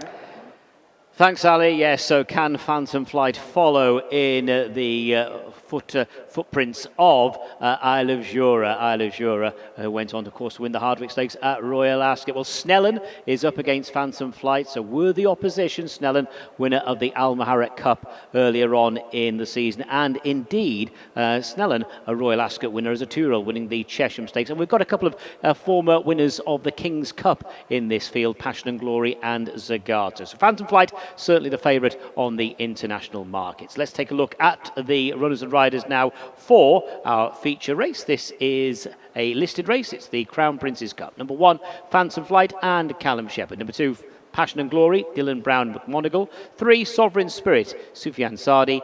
4 is Tawarek and Alberto Sana. Number 5 is Zagato. Neil Callan is aboard. 6, Signalman, Hussein Maki. And number 7 is Snellen, and Shamie Heffernan is in the saddle aboard that filly. 7 runners to go to post this listed race. It is the 25 running of the Crown Prince's Cup, sponsored by Sebaco. So the race won 12 months ago by Isle of Jura in the victorious racing colours, but in 2023 it was Godolphin who were victorious in this race, and they sent Passion and Glory for today's big one. Passion and Glory, who finished 2nd in the Bahrain International Trophy in 2022. He won the King's Cup here, so he likes this track, but he's 9 now and hasn't perhaps been in such good form as he was when he was a bit younger. He's trained by Saib bin Surur in those famous Godolphin colours, and it'll be Dylan Brown McGonigal who'll be taking the ride on horse 2, Passion and Glory. Number 3 is Sovereign Spirit. He's one of the leading chances for the locals. He can often go forward. He could be one of the pace angles. He's a pretty consistent horse. He was narrowly beaten by Phantom Flight last time, a winner himself over the 2,400 metres back in December. And Jabbar Ramadan, his trainer, thinks that he's got another solid chance of going pretty well. Horse 4, this is Tuareg, who's been another superstar for the local trainers here. Tuareg, a high-class, consistent performer in these middle distance races. He's finished second in this race twice. He's had a bit of time off, but he showed he certainly retained some ability, beating Panning for Gold and a local Group 2. And Alberta Sana takes the ride for trainer Fauzi Nas, and Tuareg will be another runner in the victorious racing colours. Another runner for Fauzi Nas is Zagato, number 5. He comes out of stall 2 under Neil Callan this evening. He's a horse that's won multiple times. He's really likeable, has a good attitude, but on occasion he's been behind Phantom Flight and Sovereign Spirit, so he's got it all to do to reverse that form. Horse 6 is Signalman, who's a former horse trained but formerly by the Gosdens in the UK. He's had 2 wins out here, 2 starts before bombing out a bit in the Bahrain Turf Series races. This is a tougher race, so Signalman's going to need to improve as St. Mackie rides for Fauzi Nas. Horse 6, Signalman. Number 7 is the only filly in the field. She's got a bit of attitude, that is for sure, no bad thing. She was a winner herself at Royal Ascot. She won the Chesham in 2023. She won a handicap here in Bahrain on her first start. She got all the gaps when she most needed them. That didn't really happen last time, but I wouldn't be surprised to see her bounce back to form. She'll be ridden with a bit of patience. Today in the saddle is Shamie Heffernan.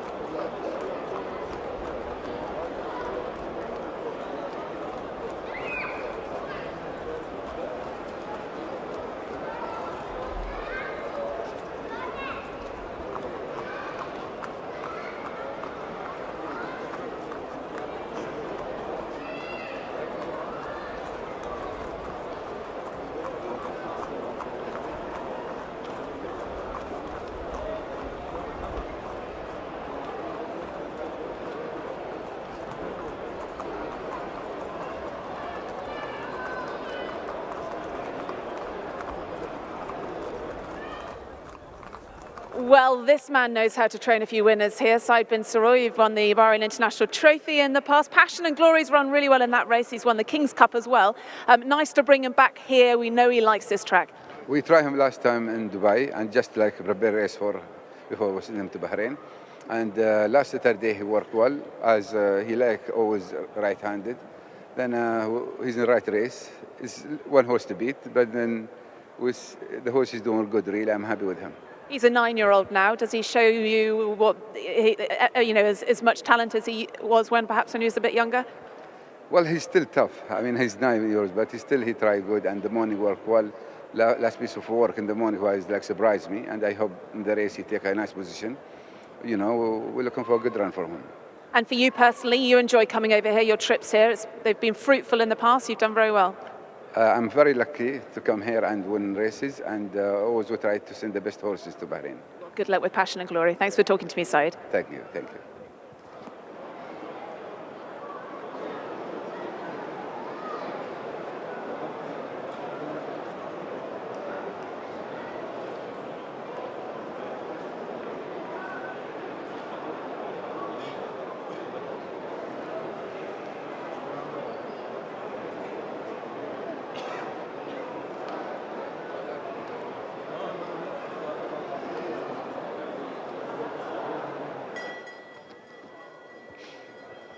Okay, the bell has gone then for this feature race of the meeting. It is the inaugural two-day Crown Prince's Cup Festival. And selection time then in this big race Well, it's all about the favourite then, Phantom Flight. Can he record back-to-back victories out here and give Connections Victorious Racing, George Scott and Callum Shepherd, their second Crown Princess Cup on the bounce?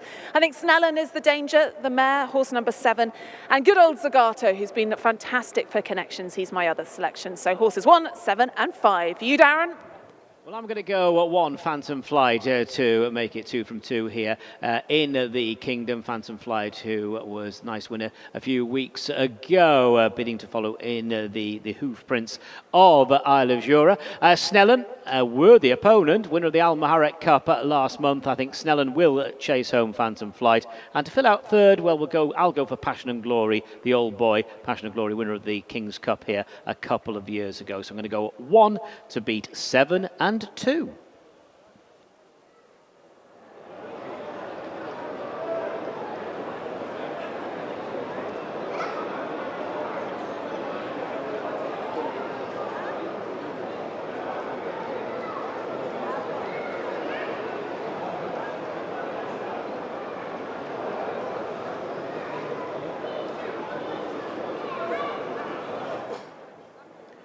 The horses taking their final couple of turns in the paddock before the jockeys get on board and head down to the start, the 2,000-metre start.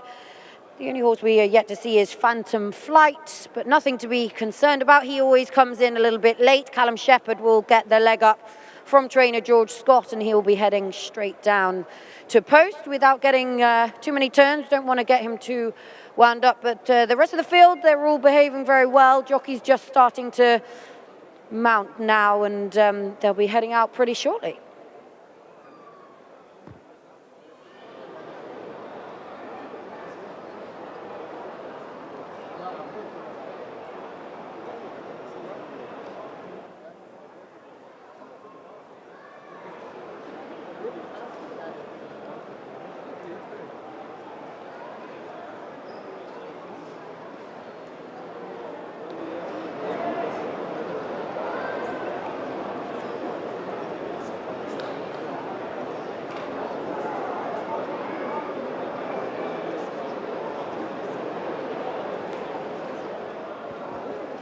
Okay, mob-handed in this race then is trainer Fauzi Nas. You've got Tuareg, Zagato and Signalman. Well, Tuareg and Zagato have been brilliant servants for Connections over the years, haven't they? Absolutely. They've been very consistent over the last 3 years or so.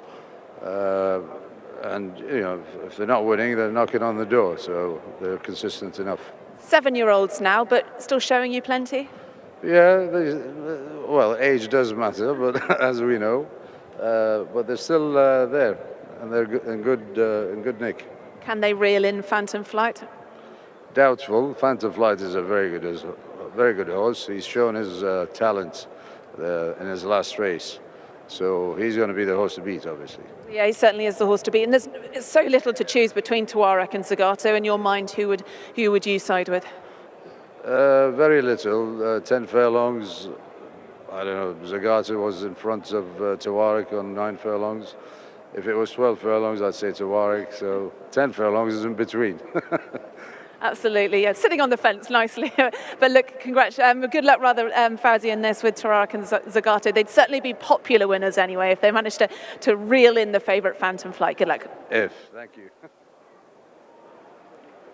Well, as the horses have headed down to the 2,000-metre start, most of them are circling around behind the stalls. You can just see that George Scott is with Callum Shepherd, just waiting for Phantom Flight to come round, and he'll be mounted quickly and out to the start without taking a lap of the parade ring. But Phantom Flight gets a little bit extra distance tonight, which should help him even more. It seems as though everyone fears him the most in this field, and not just the horse, I think probably the team as well.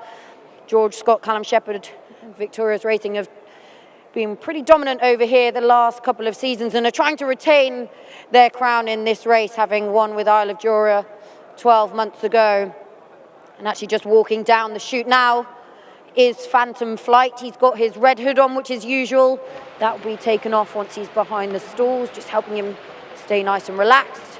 He's got a fluffy noseband on as well, which is a normal piece of equipment for this horse. Keep his head down and concentrating, just see him here. He looks absolutely exceptional, doesn't he? Looking really good in his skin. Callum up on board, and he will hopefully canter down to the start. Nice and quietly and relaxed now, jogging away. George Scott, his trainer, just watching on and hopefully is pretty happy. I'm going to try and jump in here quickly with George if I can. She's going to jump in with, that's it. And have a quick word. George, I suppose this is your race to lose now, if you like, but Phantom Flight looks to have as good a chance as Isle of Jura did last year.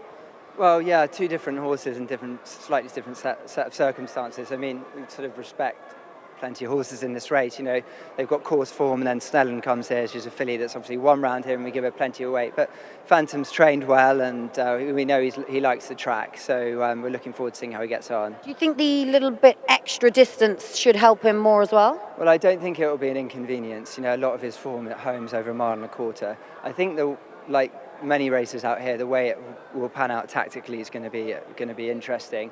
Hopefully, they go a good gallop, and it looks like you want to be down the middle of the track here. You know, we don't want to be trapped down the inside rail. So hopefully, Callum, I just said to Callum, you just go and ride the way. He loves riding this type of horse. You know, just go and express yourself. I don't like putting too much in his head. It sort of can be counterproductive.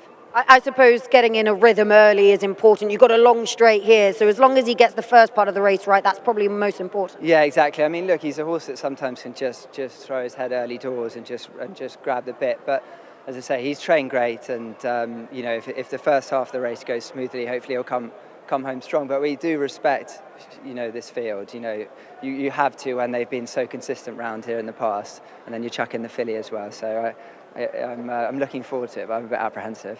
You're nervous, and you have every right to be, George. Good luck. Thanks, Megan. Thank you. Well, he looks an absolute peach then. He's down at the start. They're circling round. Let's have a look at the Al Adiak Cup, which was run on the 17th of January, and Phantom Flight got the better of three of today's rivals. Sovereign Spirit finished in second, Zagato third, and Tuareg fourth. And you can see Sovereign Spirit, he kicked for home pretty early in the home straight. He went 3 lengths clear, but you can see Phantom Flight reeling him in, and he got in front when it mattered at the line. And actually the winner really did shape as a horse that probably would stay the extra furlong here. And in terms of the sectional times, he was the only horse that ran under 12 seconds for that final furlong. So Phantom Flight then, who was having his first start since September in that trial for this race, he's the one to beat. He's already beaten 3 of them. And I guess the danger meg would be Snellen, the mare, who was fantastic in the first Bahrain Turf Series race. She was brilliant in that. There were excuses when we last saw her on the 10th of January, but she gets a nice, healthy weight allowance today. Yes, Snellen, she has got a lightweight on her back, and Shamie Heffernan jumping on board her for the first time.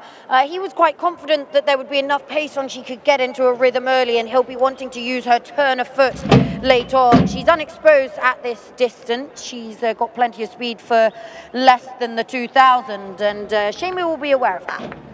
Right, they're loading then. Let's hand up to Darren, who's going to call this big race home. It is the Crown Prince's Cup, an international listed race. Thanks, Ali. Yes, runners then are moving into place. Tuareg going forward. Tuareg is in, just 2 more to go in now. And they are Signalman and Phantom Flight. So here's the favourite, Phantom Flight, for victorious George Scott and Callum Shepherd. Phantom Flight goes in. All in. They're off for the Crown Prince's Cup. The journey is 2,000 metres, listed action underway. Passion and Glory began well from a wide berth, but Signalman may elect to make the running. Sovereign Spirit's up along the inside. Leaders are being chased by Zagato, with Phantom Flight following, and then to the inside Tuareg and Snellen to the outer. Moving on into the back straight, and the pace being made by Signalman, and there's a pretty good gallop at that as well. Signalman goes about 6 lengths clear at least as they go on down the far side, being followed by Passion and Glory in second, and Sovereign Spirit third. Zagato's white cap, red jacket just in behind them, followed by Phantom Flight, Snellen to the outside, and last of all is Tuareg. 1200 left to go, and it is Signalman. in front by a good 5 to 6 lengths. Passion and Glory still holds second place, being chased by Sovereign Spirit, then Zagato, Phantom Flight, Snellen, and Tawarek is the trailer as they pass the 1,000, and it is still Signalman, still galloping on to the end of the back straight with a good half a dozen lengths on this field. Passion and Glory still giving chase, gap then of a couple of lengths to Sovereign Spirit, followed by Zagato. Phantom Flight, no move yet from Callum Shepherd aboard Phantom Flight as they approach the turn. Snellen and Tawarek are the last two, 600 left to go. Signalman's coming back to Passion and Glory. Passion and Glory to the outside for Godolphin. Sovereign Spirit travels well in the red and black jacket just in behind them. They're followed by Zagato, and look to the outside. Phantom Flight is now picking them off one by one with a confident looking Callum Shepherd heading down towards the last 200. Sovereign Spirit's the one who's gone for home, and now he presses the button on Phantom Flight. Zagato is back in third. Snellen hasn't picked up. Sovereign Spirit is the one to be caught. Phantom Flight is the one trying to catch Sovereign Spirit. Phantom Flight has got there, and Callum expresses himself in style. Phantom Flight for George Scott and Callum Shepherd, business as usual. Phantom Flight the winner. Sovereign Spirit back in second place, several lengths to Zagato in third. So it is Phantom Flight, Callum Shepherd, George Scott, and victorious. This horse trying to emulate Isle of Jura, of course, and has won the Crown Prince's Cup, a race that Isle of Jura won in that all-conquering winter last season. Phantom Flight there was held up off the pace in hands of Callum Shepherd, perfectly executed. Let's now join Megan. Well, a very happy George Scott. You've retained your crown in this race, and Phantom Flight, pretty impressive there. It was sort of an identical ride from Callum as what he gave in the Al Adiat Cup. Yeah, it was very smooth, wasn't it? I mean, I felt the horse had really improved for the last run. Rosie's done an amazing job with him to get him to settle, and he just went round there like a go-kart, didn't he? Callum just riding so confidently, and you know, he's had a really nice experience there, and you know, sets up a tilt for the Neon, so it's exciting.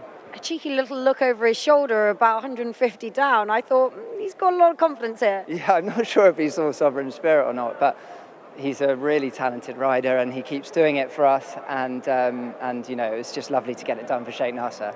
I think as a whole team, you all deserve huge amounts of credit. You just keep turning these winners out at a good level, internationally as well. It's been amazing the last year or two. Yeah, it's been a really great run. It's all credit to the people that travel the horses. You know, they are amazing, and we have great people here and in Dubai, and we just want to keep pushing now. Well, very well done. I think we better get a word with the winning rider.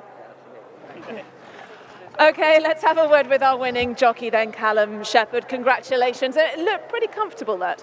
Yeah, it was. He's a horse that, frankly, I feel like I'm still trying to really figure out and get to know how to get the best out of him. It was nice. Hussein did a nice job and set a real good tempo. Kept the race very clean, and he travelled into it really nice. And at times, I've been surprised, sort of, given how smoothly he'll travel, that he doesn't necessarily do things super quick off the bridle. So didn't take too many chances. Let him roll on over to Sovereign Spirit and let him get stuck in. I think he seems to have a little bit more fighting in than maybe he has done at times previous, and he's really enjoying it here. Enjoyed the track trip and the fast pace, and I think we're going to Saudi, and I really look forward to that. But he's going to go to Saudi. Do you think we'll see him back here for the King's Cup? I mean, it is over further again. Yeah, probably a bit far for him, but wouldn't absolutely rule it out. But I think Saudi's the next logical step, and it'll be exciting to represent victorious over there. And how much relief is it coming back here after such a successful season last year, and Isle of Jura so super, coming back here and winning some races, but also winning these big ones? Yeah, it's class. You know, I absolutely adore riding here, and the thought of then going and riding around murky all-weather tracks, it becomes less and less appetising. You know, I really enjoy. I've got a fantastic team behind me. I would mention them again, and no, this is really good fun. Well, you should just do what Rosie's done and move out here. Rosie Jessup, I have a quick word with you, because how much does this horse mean to you? Amazing. You know, he's come over here and he's taken everything in his stride.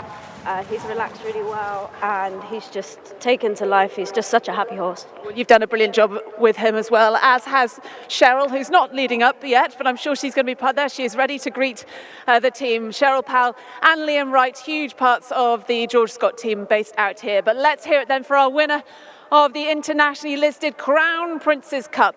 It has gone the way of Phantom Flight in the victorious racing colours for trainer George Scott and jockey Callum Shepherd.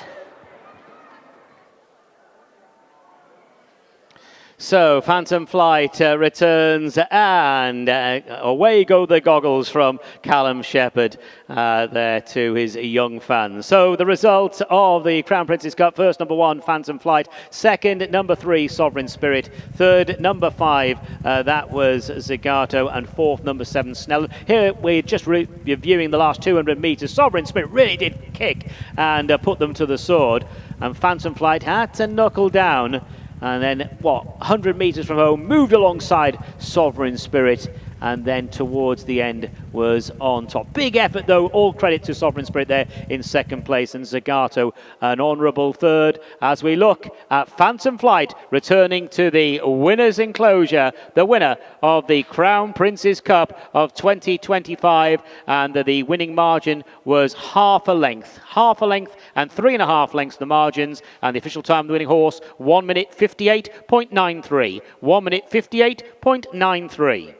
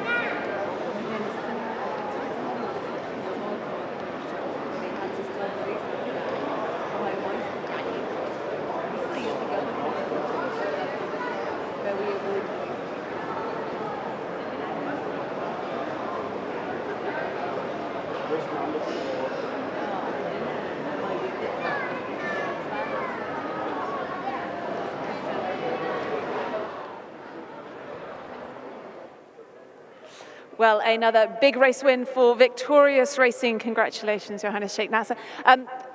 You love winning these big races out here, but how much relief, I spoke to Callum a bit about that, after Isle of Jura winning so many good races last year, for him to come and do it again? Well, I'm relieved because it's not easy to bring another one that could do the same as Isle of Jura. Phantom Flight has picked up the challenge, and he made the promise, and he won the Crown Prince Cup. So we are looking for the next challenge, which is a Neom Cup at the Saudi racing. He's some trainer, George Scott, isn't he? Well, he loves Bahrain so much. But he knows where to source them and how to get them all ready for here. He's got a great team as well here. Well, I'm blessed to have such a great team, such a good eye as well, to look for horses that could do the job in our winter season. So we are looking forward to bring more of these kinds. And of course, you're very much a supporter of racing globally. You've got assembling a good, strong team for back in Britain over the summer. Let me tell you, this year I'm really looking forward for an interesting season at the United Kingdom. So fingers crossed. A few big races out here before then. Well done with this one. Thank you very much. The result of the 8th race, His Royal Highness the Crown Prince's Cup, sponsored by Sabaco, is now official. They have weighed in. The result, first number 1, Phantom Flight. Second, number 3, Sovereign Spirit. Third, number 5, Zagato. Fourth was number 7, Snellen. And fifth, number 2, Passion and Glory. Just to confirm those distances of half a length and 3.5 lengths, half a length and 3.5 lengths, and the official time of the winning horse, 1 minute 58.93. 1 minute 58.93. Victorious send out their 18th winner of the season. George Scott his 7th, and Callum Shepherd rides his 5th. Okay, we come to the trophy presentation for this, the Crown Prince's Cup for imported thoroughbreds. It's an international listed race.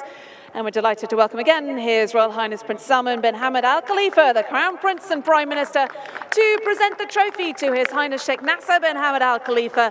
Well done then to Phantom Flight, and well done to winning trainer George Scott, winning jockey Callum Shepherd in the colours of Victorious Racing. The winner of the 2025 Crown Prince's Cup was Phantom Flight.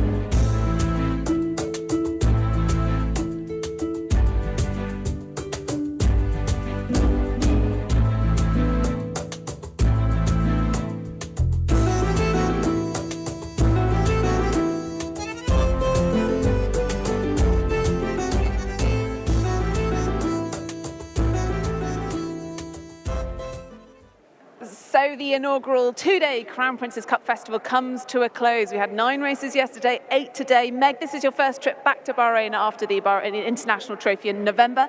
Enjoyed your couple of days here? Yeah, I have. The racing's been great, and you know, we've had good atmosphere, especially this evening. It's really been, I suppose, nearly on par with the international meeting. You know, the crowd have come in, we've got all the important connections here, and it's been a real atmosphere, so I hope to be back. The Bahrain Turf Series races yesterday were won by Merlin's Beard and City House, who won the sprint for trainer George Scott and jockey Callum Shepherd. And of course, they were victorious yet again, winning today's big race, the internationally listed Crown Prince's Cup. Phantom Flight, what did you make of his performance? Yeah, it was good, wasn't it? Interesting that Callum said afterwards to you, he's still learning about this horse, and everything happened quite smoothly. It was a well-run race, good fractions were set, which I think helped him. But it was cheeky as well. Callum had to look over his shoulders sort of halfway down the home straight to see how everyone else was travelling. So he had a lot of confidence in the horse, and he won probably a snug length in the end. And unlike Isle of Jura, who won this race 12 months ago, who went on to win His Highness Sheikh Nasser's race and then the King's Cup, which is over 2,400 metres, I think this horse, Phantom Flight, he perhaps, that would be testing his stamina a little bit too much. So he's going to be heading to Saudi in the Neom Turf, where he will be taking on none other than Spirit Dancer, who has been victorious in the Bahrain International Trophy for the last 2 years. How do you see that matchup? Well, firstly, I think, isn't it so good that we've got horses from Bahrain that are now, you know, victorious and winning over here, going over to Saudi as well. You know, the international program is so important. The timings of these races are so important. So the fact that it ties into Saudi's festival is great. And we're going to have some runners from Dubai as well. The Neom Turf is going to be a seriously good race. I wouldn't want to choose any at the moment. I suppose you sort of have the confidence of Spirit Dancer, having done it before, but it's red hot and it's going to be wide open. Well, we know that his Phantom Flight will be heading there in absolutely fine form. He's enjoying life over here in the Middle East. He's certainly enjoying his time in Bahrain. And today, though, otherwise highlights, we had the Crown Prince's Cup for those international horses, the imported horses. We also had the Crown Prince's Cup for the local thoroughbreds, and that was victory to Galatia in the famous colours of His Highness Sheikh Abdullah, and that was a lovely performance by that mare. 8 wins in a row. I mean, quite incredible. She's some filly, and she's sort of deceiving when you watch her. She hits a bit of a flat spot, but then she's strong to the line, and again, she won quite impressively in the end. But the way she's gone through the grades and keeps winning, keeps backing up those impressive victories is quite something. So credit to her team. You're saying that obviously Phantom Flight has loved his time over in Bahrain. I think we could say the same about Tom Mark 1 tonight, who managed to come over with 3 rides this evening, won all 3. Yeah, about time, I would say, though, because he rode at this meeting last year. He's obviously sponsored by Bahrain. He rode yesterday, he had 5 runners, but today he really reset his record here. And as you say, 3 brilliant wins, including the Bahrain Derby. So he's a Derby-winning jockey now, and he's heading off to India, I think, tomorrow before he heads back to the UK. He really is a global jockey. He's won big Group 1s all over the world, and now he's a treble-winning Bahrain jockey as well. So well done to Tom Marquand. And thank you very much for joining us, Megan. I'm going to be back in just a few weeks' time as the Bahrain Turf Series progresses. We're on to the next 2 races. That will be on the 20th of February before we'll all be back again in the beginning of March for King's Cup. But I'm going to leave you with some of the highlights from today, the Crown Prince's Cup Festival. It's been day 2. It's been fabulous racing.